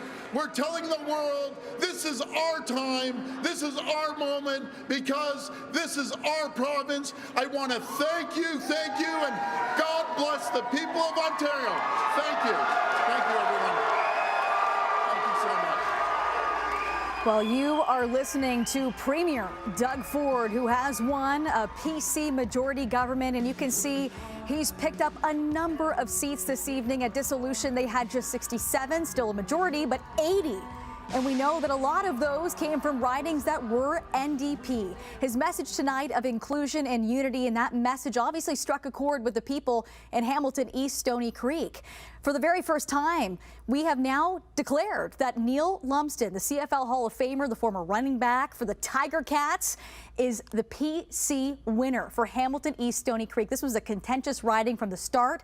Paul Miller, who was the incumbent, he was ousted from the NDP after allegations of joining his Islamophobic Facebook page, allegations he denied. The NDP put in Zegem Butt, who could not take this riding. It is now a blue riding, which could mean the PCs have picked up potentially 2 ridings in Hamilton. We're still waiting on Flamborough-Glanbrook, but right now, let's send things over to Taz with some reaction from this story, Taz. Well, that certainly would be something, 2 Hamilton ridings going blue.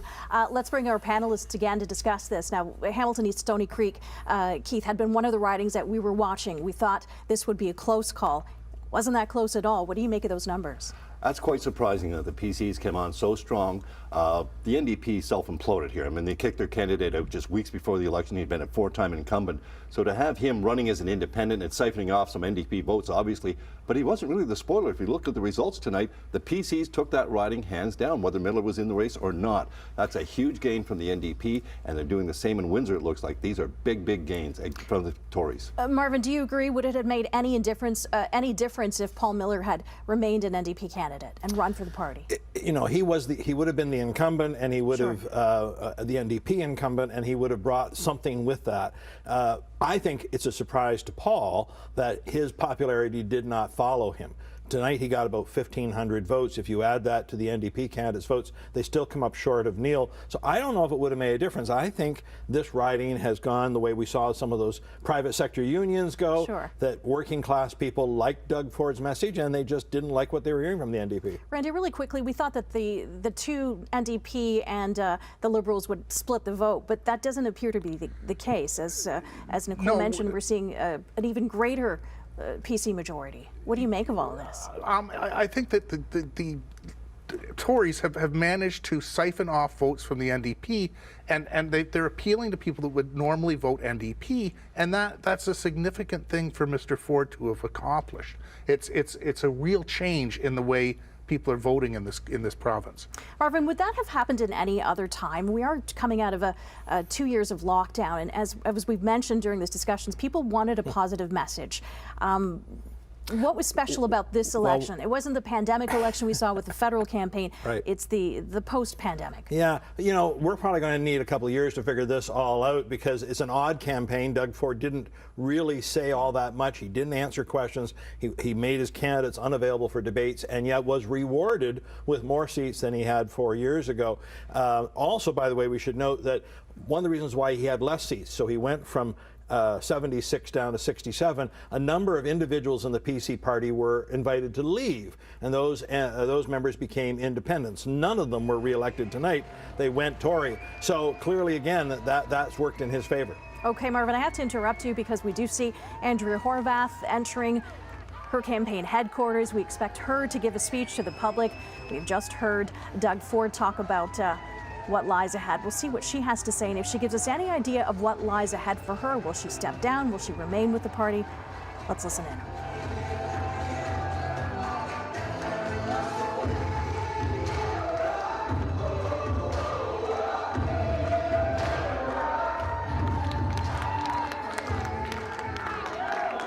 Well, hello, friends.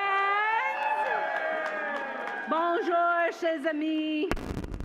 Thank you, Janelle Brady, for that wonderful introduction and for all of your hard work as our party president. I want to begin by thanking every NDP candidate that stepped up and put their name on the ballot this election. You literally are the most impressive team of candidates that has ever been fielded ever in this province. I've never seen a team so smart, so accomplished, so diverse, and so dedicated, with so much energy and fight. I'm so proud of each and every one of you. And thank you to the thousands and thousands of folks that volunteered on our campaigns in every corner of Ontario. Thousands of people every single day fighting in our campaigns. Thank you so much for that hard work. Thank you so much for that hard work. In fact, and I've said this over the last couple of days as we've been going through the province, you literally are the beating heart of our party and our movement. Thank you. You're so wonderful.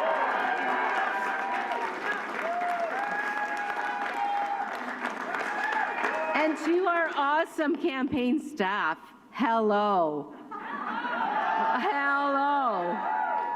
On the ground and at our headquarters, what an amazing team. Let's give it up for them. Thank you. Thank you from the bottom of my heart. And you know what? My special thanks to the folks who voted for our amazing candidates.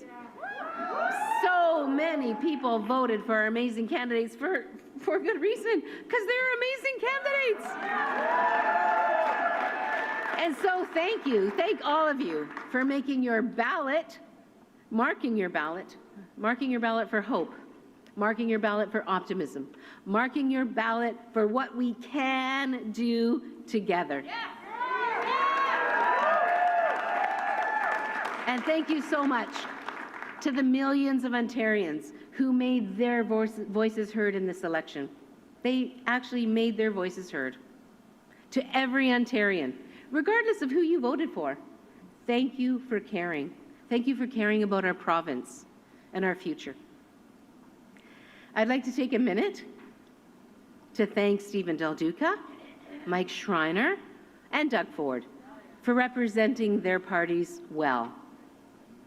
Everyone who puts their name on a ballot is stepping up and making our democracy stronger. There's no doubt about it. But you're probably not surprised to know that I could not be more proud of the vision that we put before Ontario, before the We put a vision forward of a province where everyone can get the health care that they need, when they need it, close to home. A strong, universal healthcare system without painful waits and hallway medicine, where we respect and value our incredible healthcare heroes. Let's give it up for our healthcare heroes.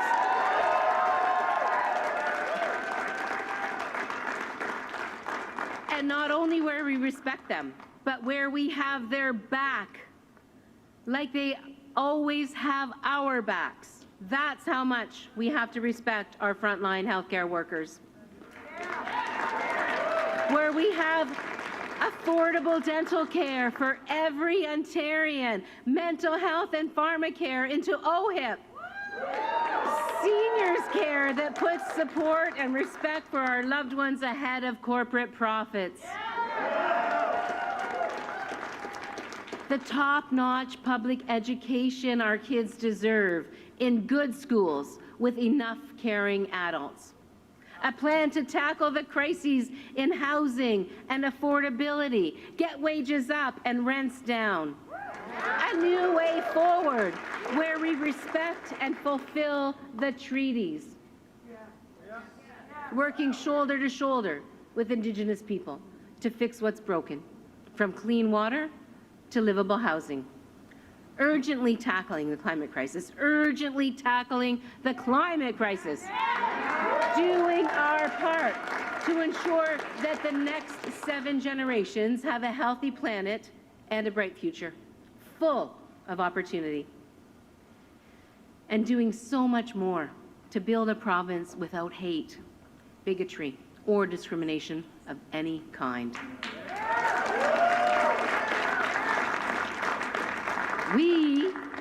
We will never stop fighting to make these goals a reality for people in Ontario. In every corner of this province, people are counting on us to be on their side.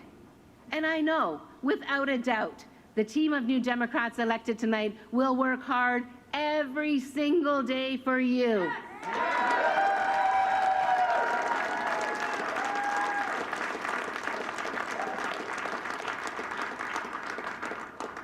I don't know if you've noticed, but it's true.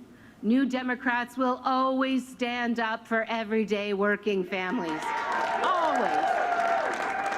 For every person who needs support from their government. For every Ontarian trying to build a better life for themselves and their family. Everyone trying to build a stronger foundation and a brighter future for the next generation. And so tonight the people have spoken, and they've sent a very clear message. The majority of Ontarians have not endorsed or supported the Conservative government. And I just want to say that Doug Ford needs to realize that. He needs to understand that Ontarians did not vote for more cuts and privatization of the things that matter the most to all of us. Ontarians did not vote for more painful waits and more hallway medicine, more horrific mistreatment of our loved ones in seniors' care, or for more of our kids' schools to crumble into disrepair. That's not what Ontarians voted for. They did not vote for more of their friends and neighbors to slip through the cracks, to struggle and scrape by, living paycheck to paycheck, or slip into poverty. They didn't vote for an even less affordable province, where the hope of buying a home or even renting a decent place you can afford becomes more and more of a pipe dream. The majority of Ontarians did not vote for big highways to big houses that no one can afford. They didn't vote for our most vulnerable to be trapped in legislated poverty. They did not vote for a government that ignores its treaty obligations or ignores the rising tide of hate, division, and violence targeting so many communities in our province. And they didn't vote for a government that ignores science, carves up the Greenbelt, and makes the climate crisis worse instead of better. And you know what? These are the worries that people have shared with me throughout the years. And that's why I have fought so hard for them.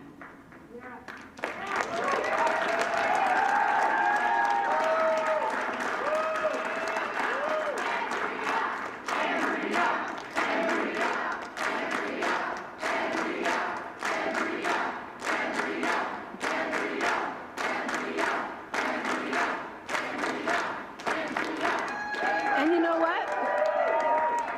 Respecting the voters means listening to all that they tell us. And this is something I want to remind Mr. Ford about, that respecting the voters is about listening to all of what they tell us. So I'm going to save my final thanks for my family, my friends, and the people of Hamilton.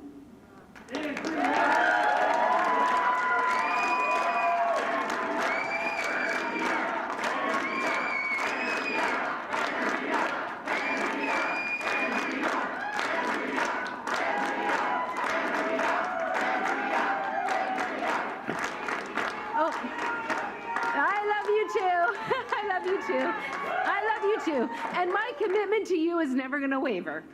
And I'm going to keep working to earn your confidence each and every day. I'm going to keep doing that.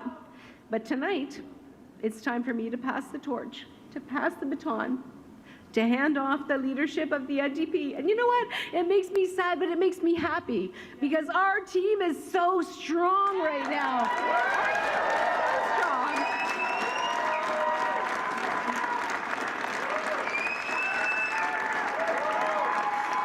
I am happy.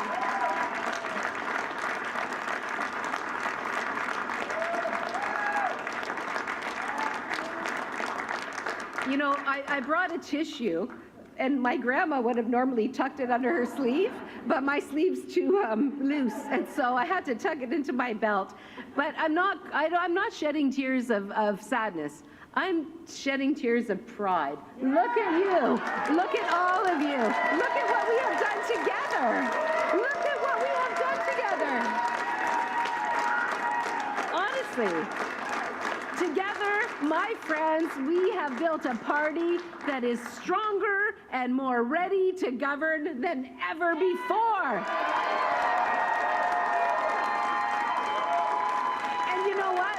You know what? We didn't get there this time. We didn't get there this time. But just know that we will continue to be the powerful champions people need us to be in order to fight Doug Ford's cuts.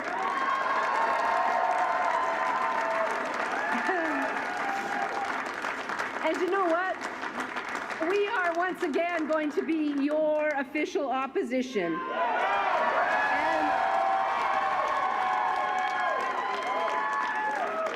And I can guarantee you, Ontarians, that as your official opposition, we will work hard every single day to fix what matters most to the people of our province of Ontario. You know why? Do you know why we're going to do that work? Because your priorities were our priorities before the election, and they were our priorities during the election, and they will be our priorities after the election, because that's who we are as New Democrats.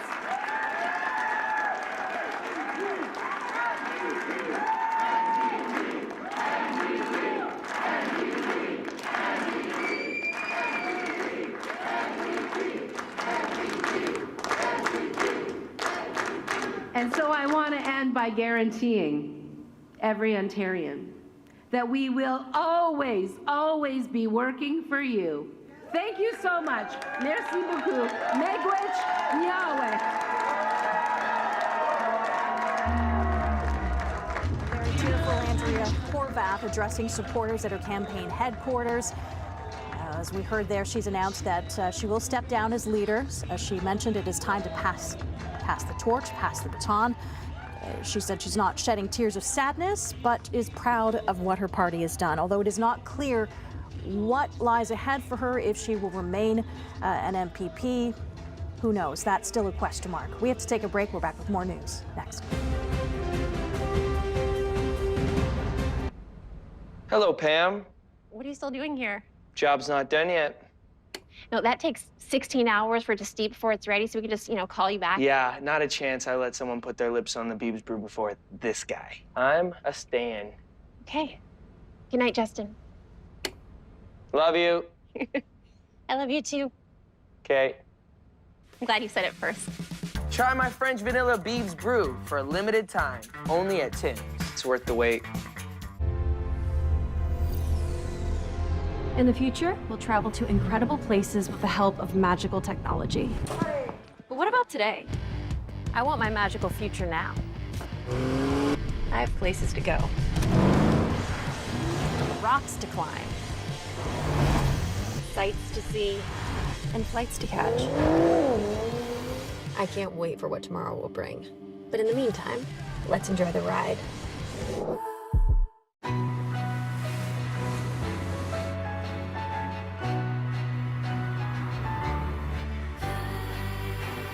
The TD Aeroplan Visa Infinite Card. For a limited time, earn up to 45,000 bonus Aeroplan points that you can share with family. So you can go together. The TD Aeroplan Visa Infinite Card.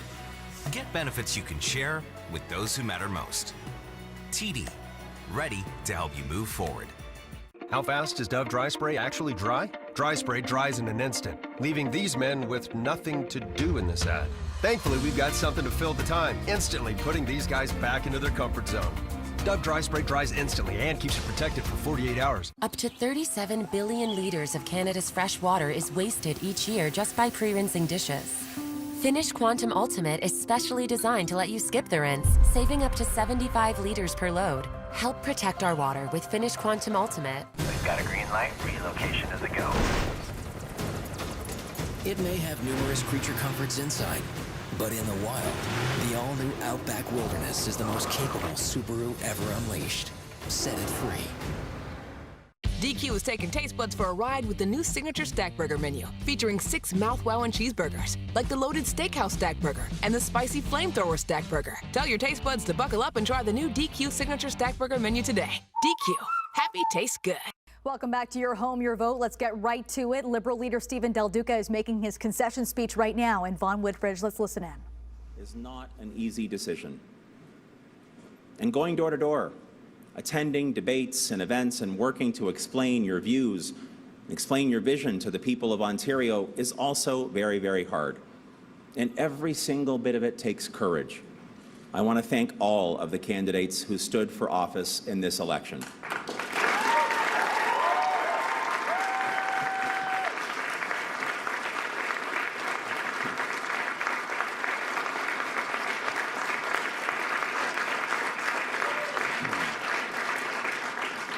To Andrea Horvath, to Mike Schreiner, and to Doug Ford, I want to say thank you for stepping up and leading your parties. Thank you for making the sacrifices that come with traveling the province, well, for weeks at a time, months at a time, and for enduring the scrutiny that comes with leadership. It's not always easy, and we often don't agree, but I respect each of you for stepping up as leaders.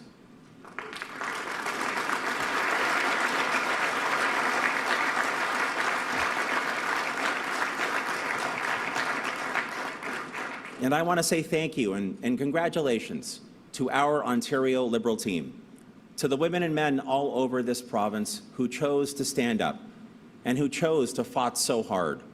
I am incredibly, incredibly proud of each and every one of you. Yes, all of our candidates, every single candidate. Our Ontario Liberal Party, our Ontario Liberal family, has come so very far so fast, and during a pandemic no less.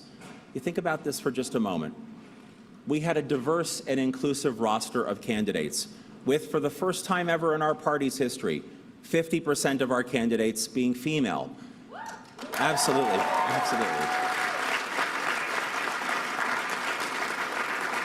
And so many of our candidates, so many of them determined, because as being younger candidates, so determined to help shape Ontario's future. Now, to be clear, this isn't the outcome that we had hoped for and worked hard for. And yes, it's true, I am disappointed to not have been successful here in my home community, my home riding of Vaughan Woodbridge. But I am very, very proud of all of our MPPs, both those caucus members who will be returning to the legislature and our newly elected MPPs. I'm proud of the innovative ideas that we as a team brought forward. Proud of every one of you who fundraised, knocked on doors, made those phone calls, put up signs, and today got out the vote. I want to thank our riding association presidents. I know many of you have heard me say this before. Many years ago, before I first became an MPP, I had the chance to serve as a riding association president. I had the chance to serve as a campus club president and to serve on multiple riding executives. And so, to the women and men who make up the rank and file, if I can put it that way, of our party, yes, our PLA presidents, including my own, Christina Sindrick, thank you so much, Christina.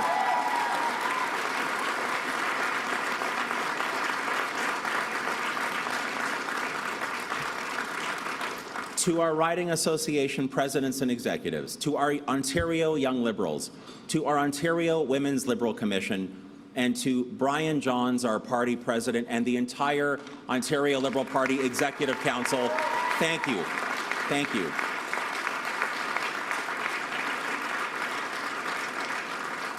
And I just want to say again, I have no doubt that the women and men that Ontario Liberals have elected to the legislature will do their part. In fact, will do more than their part to help grow a new and energetic progressive movement here in Ontario. It will, however, be a movement that will be led by a new leader. Earlier this evening, I informed our party president of my decision to step down from the leadership of our party, and I have asked him to meet with the executive to set a leadership contest for as soon as is reasonable. I am again so very proud of the work that we did. And here is something else that I know. Watching how we've grown, watching how we've grown stronger, watching how we've worked so hard to build this party over the last couple of years, I know that we as a political family and we as a political movement will be starting the next campaign from a much better place. In addition to the new MPPs that we've added, we've attracted, think about this, we've attracted tens of thousands of new volunteers and party members to take up the fight. And we anticipate that the party will be debt-free by the end of this year. By the end of this year.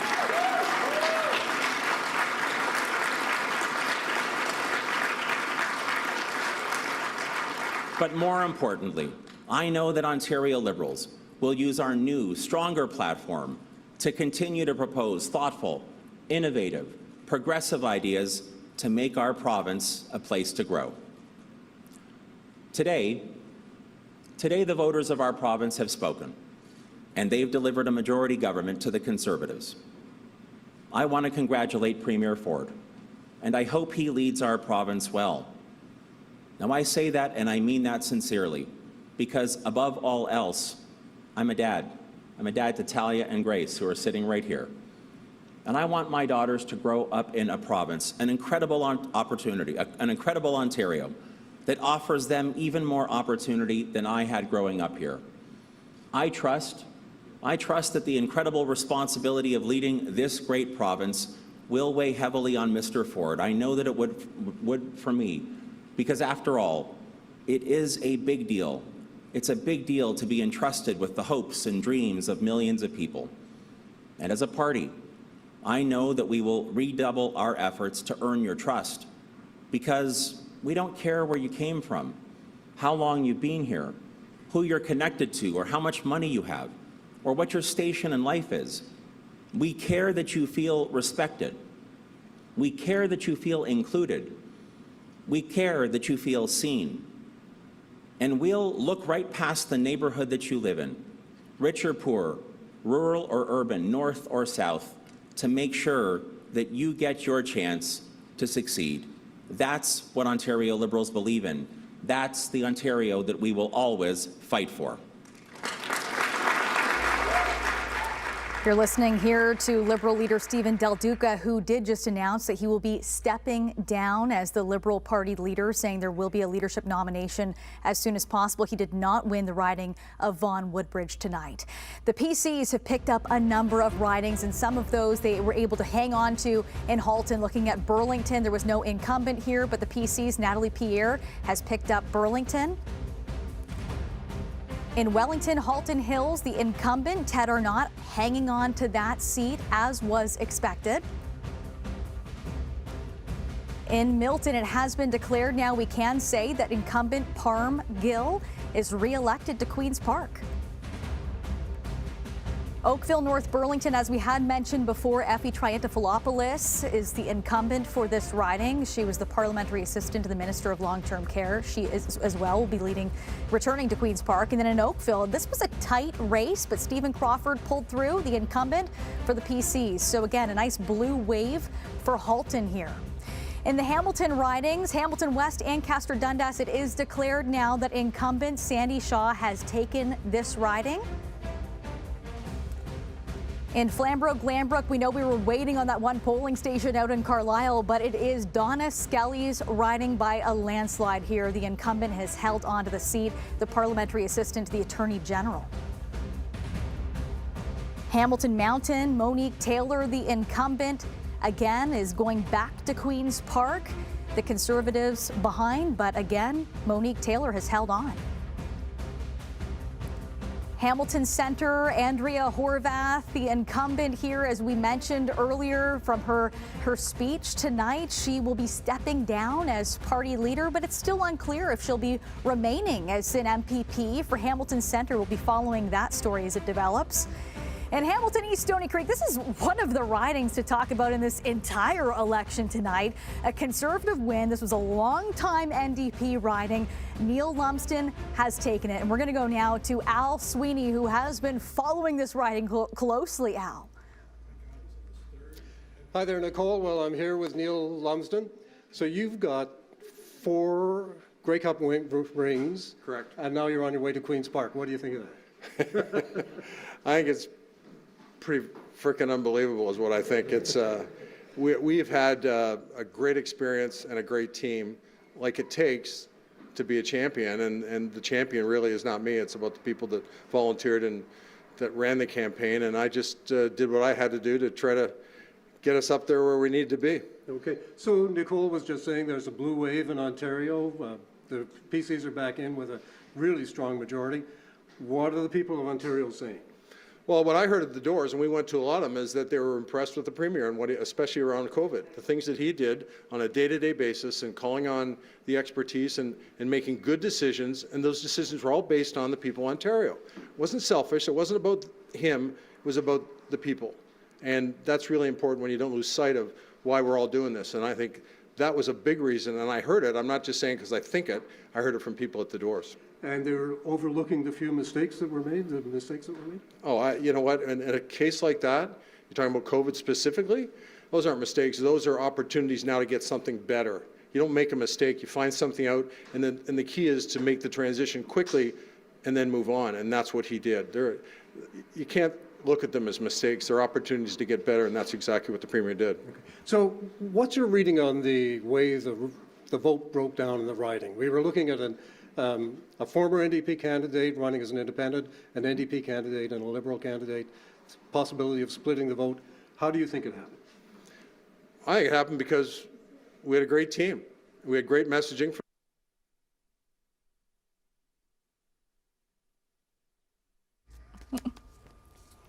Well, you were listening there to Neil Lumsden and Al Sweeney out in Hamilton East Stony Creek.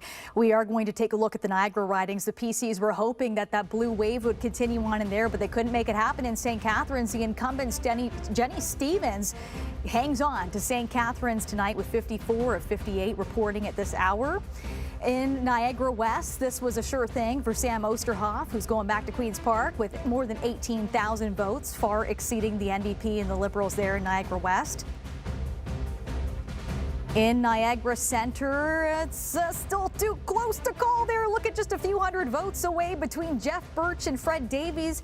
The PC leader, Doug Ford, was actually in Niagara Centre leading up to this election night tonight and just the days ahead, really trying to push for this riding. So we're going to hang on here and hold off on declaring a winner. But Niagara Falls, this one, they thought it was going to be very close, but NDP Wayne Gates, the incumbent, hangs on, and that's where we find Jason Gaidola, who's chatting with Wayne Gates for us tonight. Jason. Thanks, Nicole. Wayne, congratulations on winning for a third time in a row. How does it feel, and where do you think the campaign was won here? Well, I think it was won by the volunteers. Quite frankly, I was humbled. We had 200 volunteers today to get out and pull the vote today. I think that would mean a lot. But I'll be honest with you, I'm a firm believer that talking to the media is important. The fact that we participated in the TV debate, we participated in the CKTV debate, and I think all those things matter to the residents in my riding. Might not matter right across the province of Ontario, but in this riding, people expect you, if you want the job, you should participate in those things and defend your government's record, and unfortunately they decided not to do that, and I think the job you do, the role you do is very, very important for everybody in Ontario. And quickly, almost an exact same position as the last 4 years. What's on the agenda? How are you going to tackle it? Listen, we got to get the Niagara Falls Hospital built. We got to make sure that the Douglas Memorial Hospital Urgent Care Center stays open. They're two big issues. Healthcare in Niagara, healthcare in Ontario is in crisis. Bill 124, the attack against nurses, they're leaving in droves.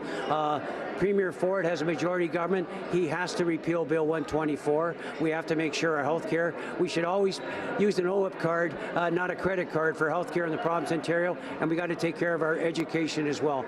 Thank you. Again, I know you got to run. Four times. Congratulations, Wayne. Thank you. Oh, that's a big win for Wayne Gates tonight. Thank you so much for that, Jason. As we've been mentioning, this is a PC majority win, and you can see at the bottom of your screen there in the ticker, they've picked up a number of seats. Again, one of those is Hamilton. We now have 2 blue ridings in the city of Hamilton for the very first time. This is a big night for all of the leaders. We have heard from all of them at this hour, and we've heard from, again, the Premier, and Andrea Horwath has said that she will be stepping down from the leadership, and as well as Stephen Del Duca for the Liberals. All right, that's all the time we have. We're back at the top of the hour for the 11 o'clock show. That's your home, your vote.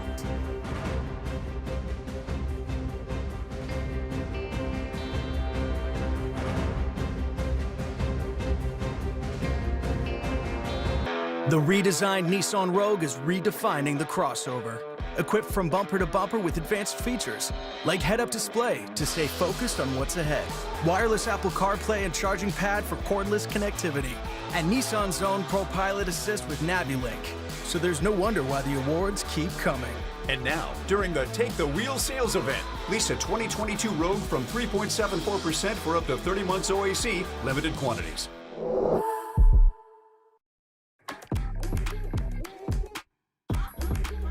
After a long day, discover the power of beauty sleep with Nivea Q10 Replenishing Night Cream. Infused with a double concentration of Q10, a coenzyme identical to the one made by your skin. Reduce the look of deep wrinkles for smoother, visibly firmer skin in just 7 days. Maximize skin's nighttime hydration with Nivea Q10 Anti-Wrinkle Power. At Fairlife, we've got milk for all Canadians, like the early birds and the night owls. Made from 100% Canadian milk, Fairlife has 50% less sugar and 50% more protein than regular milk. Fairlife, Canadian made, made delicious.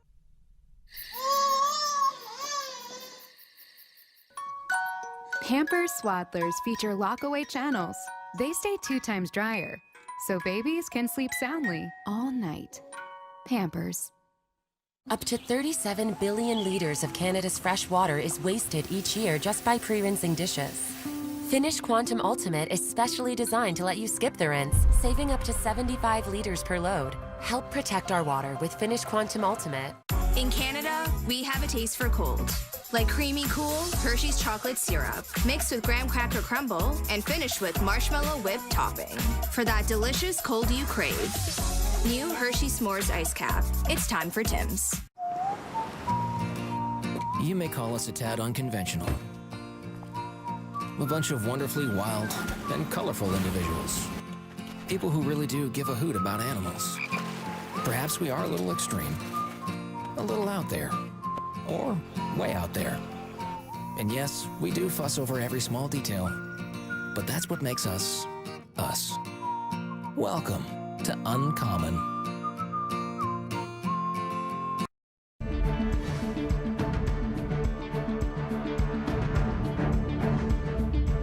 The CHCH Evening News starts now.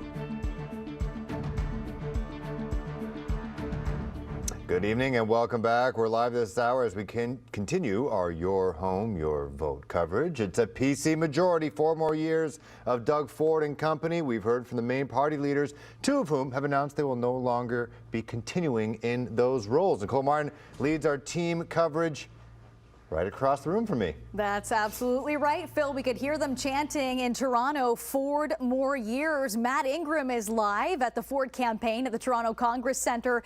Matt, what a scene there. It appears that Doug Ford is still in the building shaking hands with supporters tonight. Well, people here are very excited. You know, they really rallied behind Ford when he came out, as you would expect. That speech, he really was an energetic one. He was speaking to his supporters, thanking people, talking about his vision for the province, wanting to advance that vision, and talking about reimagining his party, reimagining the province. I believe that's a nod to the fact that this party has become more tax and spend than conservative, conservative, conservative. We got a clip from his speech. Why don't you take a listen to some more? Tonight we celebrate because this is your night. Tonight, the people have spoken from Windsor to Cornwall, from Timmins, and thank God Timmins, to Ajax. Together, we're blazing a new trail. We're charting a new course. We're telling the world this is our time, this is our moment, because this is our province. I want to thank you, and God bless the people of Ontario. Thank you. Thank you, everyone. Ford understandably excited there. This is a better result than they got in 2018. And that year they got 76 seats, and now they've blown past 80. So certainly Ford is excited, supporters are excited. Things are kind of winding down here, of course. We have seen people flowing out, but it really doesn't dampen the enthusiasm of those people who are left here. Tomorrow morning they wake up and they start the next majority government for Doug Ford and the PC government. Nicole. It's winding down, but it sure is loud there still. Thanks, Matt. A different scene altogether at the NDP headquarters, and that's where we find Kelly Botello live tonight. Quite the speech from NDP leader Andrea Horwath, who won't be leader much longer. Kelly. That's right, Nicole. And NDP leader Andrea Horwath said she is stepping down as the leader of the party, and she became emotional as she was saying this, saying that it's time for someone else to take over. Let's listen in to what she had to say earlier. And I'm going to keep working to earn your confidence each and every day. I'm going to keep doing that. But tonight, it's time for me to pass the torch, to pass the baton, to hand off the leadership of the NDP. And you know what? It makes me sad, but it makes me happy, because our team is so strong right now. So strong.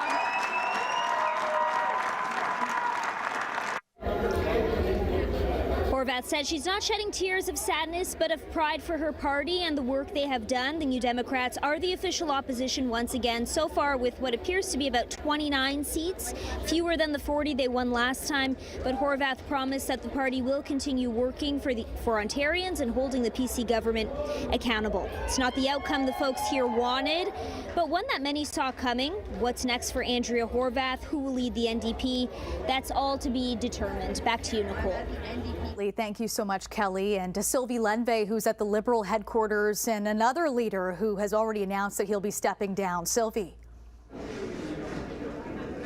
Nicole, I think it was a surprise for everyone here. We were talking to the strategists, we were talking to people around who were saying, you know, he wasn't going to step down as leader. So he came out, people were cheering, everyone was excited, and then he did make that announcement. Of course, he didn't win in his riding here in Vaughan Woodbridge, and then he made that announcement that he would be stepping down as Liberal leader and that they would, as soon as reasonable, find a new one. So here's more from him.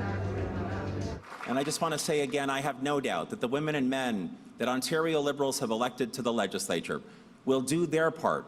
In fact, will do more than their part to help grow a new and energetic progressive movement here in Ontario.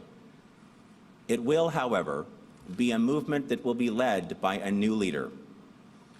Earlier this evening, I informed our party president of my decision to step down from the leadership of our party, and I have asked him to meet with the executive to set a leadership contest for as soon as is reasonable. So, of course, he says he's disappointed that he will not be in the legislature, but he congratulated everyone who did win their seat. He mentioned how they had 50% women as their candidates. All tonight, staff talking about how young and diverse their candidates are, and those will be the people who are represented in the legislature. They talked about the setbacks they had with funding and volunteers saying that they had to raise so much money, and you know they were getting a lot of traction compared to where they were 4 4 years ago. So while, of course, it is a disappointment, everyone here seems, you know, a little bit happy about how far they have come. But again, Stephen Del Duca stepping down as Liberal leader. Back to you.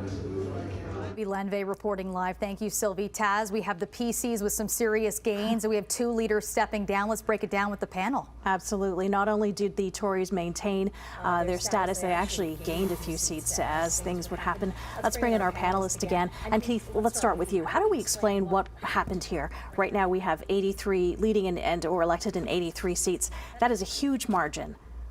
It's a massive margin. It's a huge victory for the Progressive Conservatives, and of course they've knocked off 2 opposition leaders in the thing tonight. The thing that really I find most shocking tonight is the Liberals actually had the second most votes. They came in 23.5% for the popular vote, just slightly ahead of the NDP, and only gained 1 seat. They come from 7 to 8 seats, and lost official party status. Yeah. That's millions of dollars they won't get in funding. This is crippling for the Liberals, and a real shock that they get a second most votes and only 8 seats to the NDP's 29. Marvin, let's talk about spending and millions of dollars, because the Ford campaign actually read more like a Liberal platform with all kinds of spending announcements even before the writ was dropped. Highway 413, 1.5 million houses to be built in the next 10 years. Do you see these promises being kept, and how on earth are we going to pay for them? Well, and add to this, we dropped the fee for the licenses. We're going to cut the gasoline tax by 5 cents a liter for the next 6 months from July 1st to the end. This sounds like a Liberal budget, and it sounded exactly opposite to what Doug Ford got elected 4 years ago. I'm going to balance the books where I'm not going to be a tax and spend. Interesting that he was able to pivot. Interesting that no one's chosen to hold him accountable. Other parties who actually did try to be more fiscally responsible, it didn't resonate with the people. I can't quite explain it to you. I think clearly people didn't want to look back. They didn't want to re-litigate what's happened over the last few years. They wanted a hopeful message. They didn't want a critical message. The other 2 parties, 2 major parties, didn't deliver that. The Greens held their own, but they didn't do anything either. So I think all 3 of those opposition parties are going to have to take a close look at them and see where they're going to go. And Randy, speaking of where things are going to go, we still don't know what Andrea Horwath has in mind. She announced she will be stepping down as leader of the party, but still left the door open to remain an MPP in her riding. What do you anticipate will happen, and when could we know what's going to happen? I really don't know what's going to happen with Andrea Horwath. I think that there still is a distinct possibility that she could make a mayoral run. She seemed she intimated that the other day when she was speaking about her career and how it started in municipal politics and how she was very happy as a municipal politician. We will know, I would think, within the next few days exactly what Andrea's plans are. We may even know tomorrow if she intends to stay in her riding. And if that is the case, I'm sure we'll hear more from all of you. That is a wrap for our panelists, and we're going to send things back over to Phil. Thank you very much, Taz. Let's get to your top stories for today, besides the provincial election, of course. Westdale Secondary School will be closed tomorrow as a precaution following a threat of a shooting there. The Hamilton Wentworth District School Board made the decision after the threat was found written on a bathroom wall yesterday. The school board says an evening performance will also be postponed due to that closure. All right, more on this troubling trend that's been happening here in this area. There have been several threats made at Hamilton high schools. Now, there have been 2 threats at St. Jean de Brébeuf High School and 2 threats at Bishop Tonos High School. Earlier today, the Catholic School Board released a statement and saying that police are investigating and will be at the schools tomorrow. In both schools during the weekend tomorrow, for sure there'll be a police presence. Any threat has to be taken seriously, which these are, and are extremely concerning. So particularly with what's been occurring, in other parts of North America, would heighten the concerns. Daly says parents are being kept informed and the board is following the direction of police. And the police say they're working with the school board to find out who made the threats, and they'll lay criminal charges when they find a suspect. Niagara Falls man facing attempted murder and assault charges following a stabbing at a nightclub there. Niagara police say it happened just after 12:30 Sunday morning at Club 7. Officers found a person with multiple stab wounds in a nearby parking lot, and they were taken to a trauma center. Niagara police charged 52-year-old Ricardo Valderrama, who was an employee at the club. Valderrama is scheduled to appear in court on June 27th. Well, the Richard Taylor trial continued today after a 3-day break because a juror got COVID. Taylor is a former Hamilton teacher who's accused of killing his mother and stepfather by setting fire to their home in Dundas 4 years ago. Today, the jury watched a video that was recorded 2 years ago when Taylor was arrested and interviewed by a detective. Sean Cowan has more. July 9th, 2018 at 3 a.m., this video appears to show a person lighting a match near Greening Court in Dundas. The person is seen running away. Police believe the person in this video intentionally set fire that killed Carla and Alan Rutherford in their home on Greening Court that morning. But the accused, Richard Taylor, Carla's son, a father of 2, and a former teacher at Hess Elementary in Hamilton, denies this was him. Today, the jury watched another video. Because it's still before the court, CHCH couldn't get a copy, but it shows Taylor being interviewed by a detective on January 23, 2019, right after he was arrested. The detective asked Taylor about his debt and possible motive for wanting his mother's money. Taylor told the detective he and his wife did have around $40,000 in credit card debt, but their mortgage on their $800,000 townhome in Oakville was almost paid off. Taylor said in the video, "I would have thought you guys would have figured out the math before and not arrest me and then figure things out after." The detective then asked Taylor why his hydro and gas were shut off a few times in 2017 and 2018, if he ran into some financial troubles and needed inheritance money from his mother. Taylor replied with, "There's a lot of people that have more debt than me and a lot of people who have less. I don't think having debt makes you a killer." The trial continues tomorrow morning when the jury will hear from an out-of-town witness. Sean Cowan, CHCH News, Hamilton. Well, a 72-year-old man from Paris, Ontario, has been arrested in connection with a hit-and-run in Brantford. It happened this past Sunday at around 2:30 in the morning. At the time, police released this picture showing the car they were looking for. You'll see it eventually, saying a 21-year-old woman was hit in the area of Market and Charm Street. She was taken to hospital with serious injuries. The 72-year-old man is now facing a fail-to-remain charge. Well, a 76-year-old woman from Burlington hasn't been seen since noon today, and police are asking for the public's help.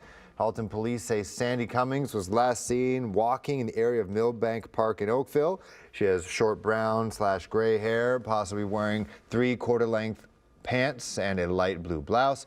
She is also said to be vulnerable, and her family is concerned for her safety. Police are asking anyone with information to give them a call.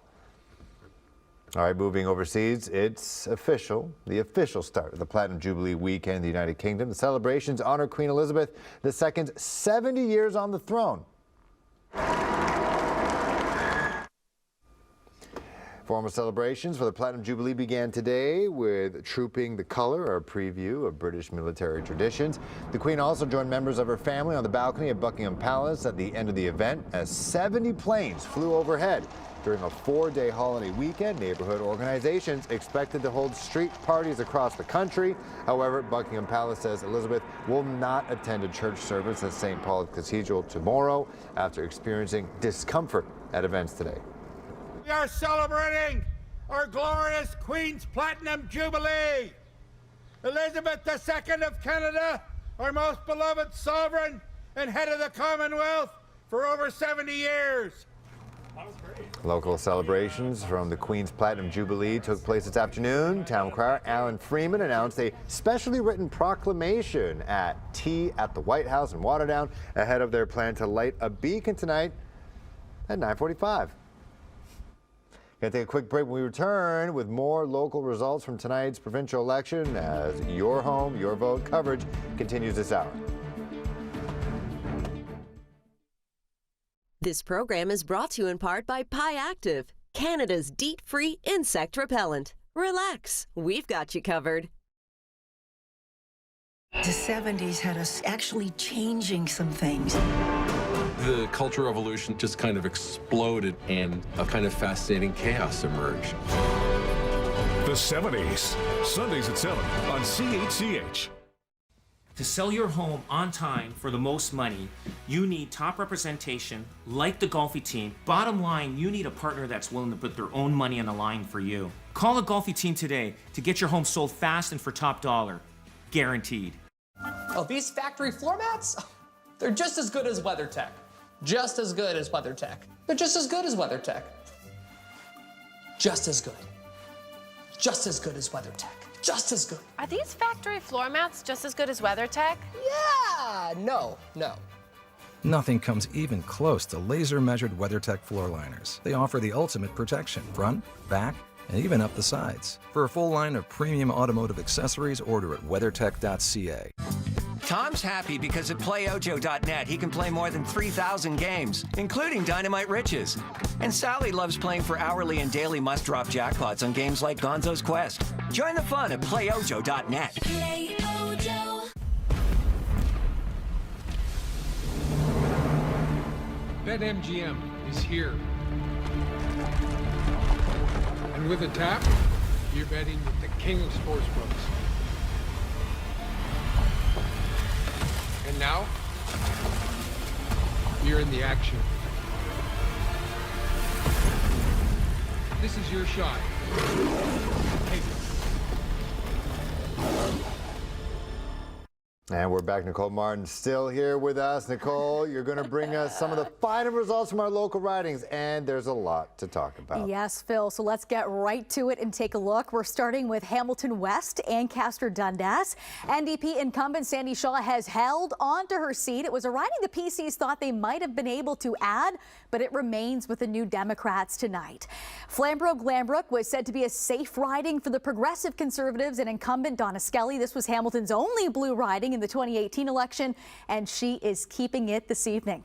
In the riding of Hamilton Mountain, NDP incumbent Monique Taylor held a firm grip. She first won the seat in 2011. Andrea Horvath easily won the riding of Hamilton Center. And while she has said that she will continue to fight for the people of Hamilton, she did announce, as mentioned earlier, that she will be stepping down as party leader. And Hamilton East Stony Creek has been one of the most interesting ridings to watch tonight. What was once a longtime NDP riding under Paul Miller, who entered the race as an independent, is now a PC riding, with former CFLer winning tonight. That's Neil Lumsden. Let's go live to Al Sweeney in Hamilton East Stony Creek with more. Al.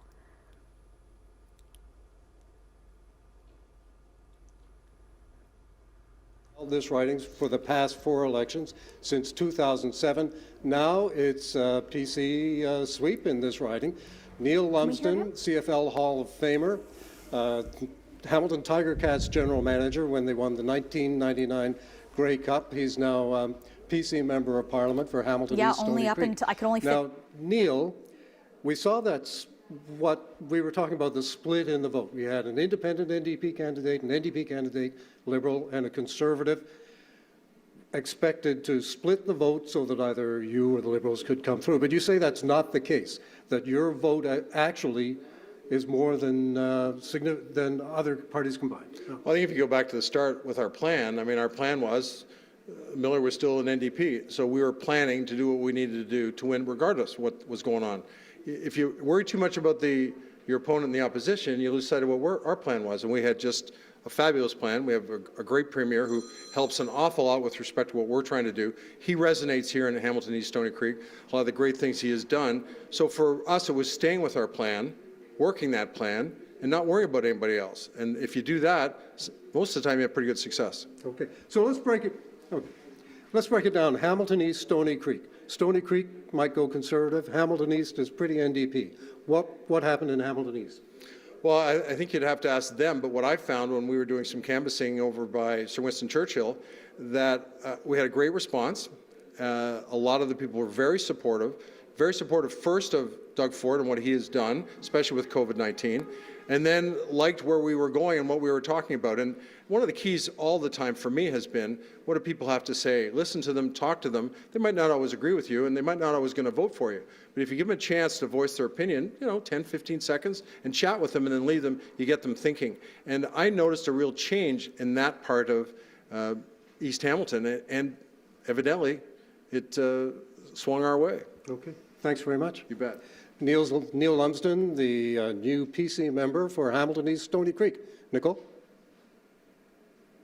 Niagara now. St. Catharines was seen as a toss-up at the beginning of the night, but NDP incumbent Jenny Stevens, who is the first woman elected to represent the riding, will return to Queen's Park for the New Democrats. Sam Osterhoff is the PC incumbent from Niagara West. He first took office in 2016 as Ontario's youngest MPP. He was safe tonight, easily winning this riding. Earlier this week, Doug Ford made a last-minute trip to Niagara Centre, where PC candidate Friend Davies was vying for a seat at Queen's Park. It was a close race, but as you can see, it has now been declared that NDP incumbent Jeff Birch has held on.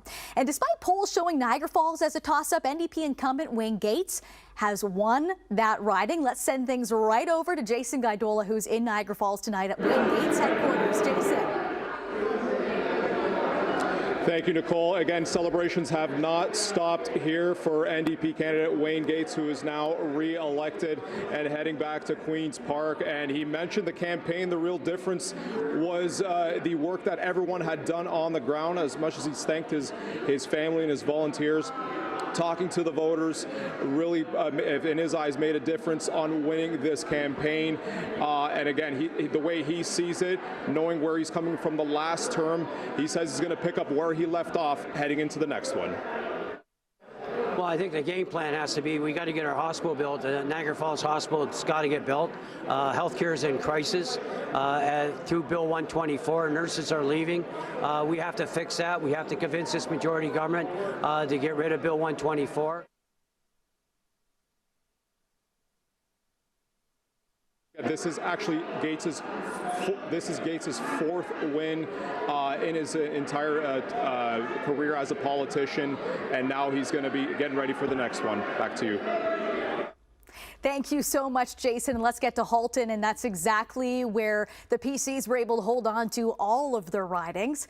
So let's start off. We have Burlington, and that is a new one, new face coming to Queen's Park because Jay McKenna was not seeking re-election. So Natalie Pierre is the PC representative for Burlington. Wellington Halton Hills, this was a shoo-in for Ted Arnott, who easily surpassed his other candidates.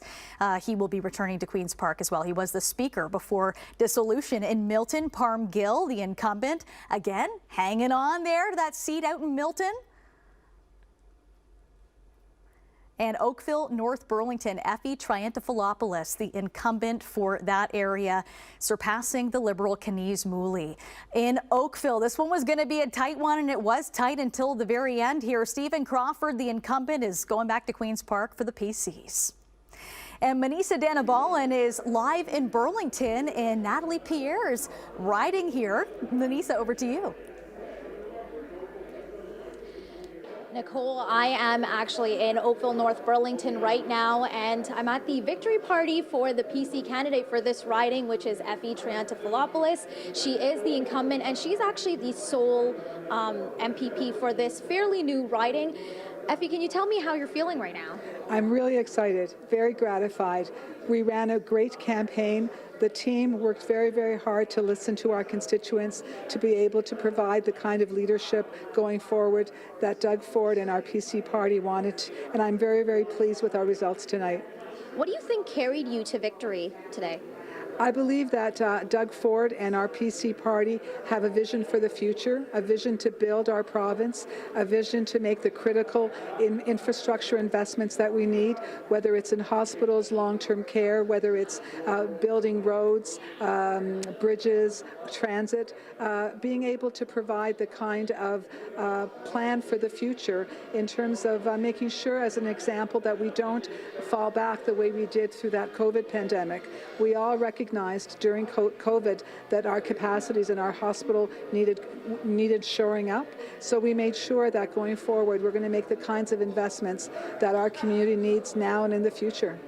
Thank you so much. Thank you. Some of the key issues she says she will be focusing on is lowering taxes, housing affordability, highways, and transit. Back to you, Nicole.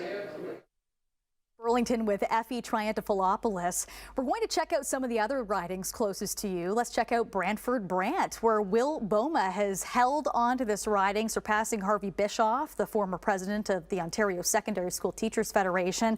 In Haldimand, Norfolk, check this out. This is the independent Bobby Ann Brady. There was no incumbent here because Toby Barrett, the longtime PC MPP, was not seeking re-election. He was retiring, and he threw his support behind Bobby Ann Brady, who used to work in his office.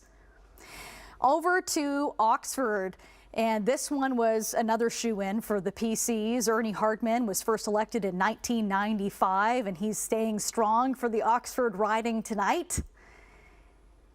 In Cambridge, which was held originally by an independent who became the new blue, is now switched back over to PC for Brian Riddell, who is a Conestoga College professor.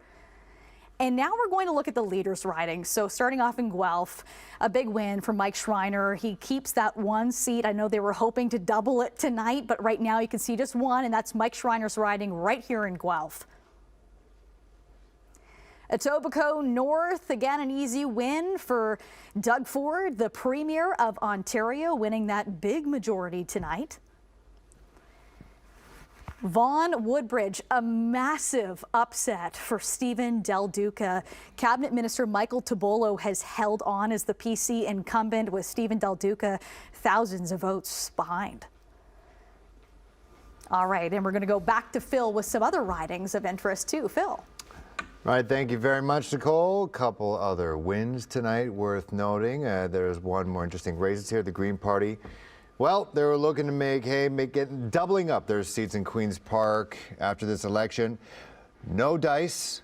Graydon Smith taking that one over Matt Richter, who we talked about before. Mike Schreiner went to visit that area earlier this week. That did not pay off there. Let's go to Don Valley now. Former Kathleen Wynne didn't run in this election. However, the Liberals stay there with Stephanie Bowman there, officially there as the representative for Don Valley West. Beating out former Toronto Police Chief Mark Saunders for the PCs. Newmarket now, another riding there taken by the PCs quite handily as well by Don Gallagher Murphy. Christine Elliott wasn't in the running for this election, the Deputy Premier, the Minister of the Ford office, and we're going to move on from that. Okay, we're going to go take another quick break there. Bubba O'Neill, it was a night of blowouts, both election-wise and sports-wise. That and more coming up after this.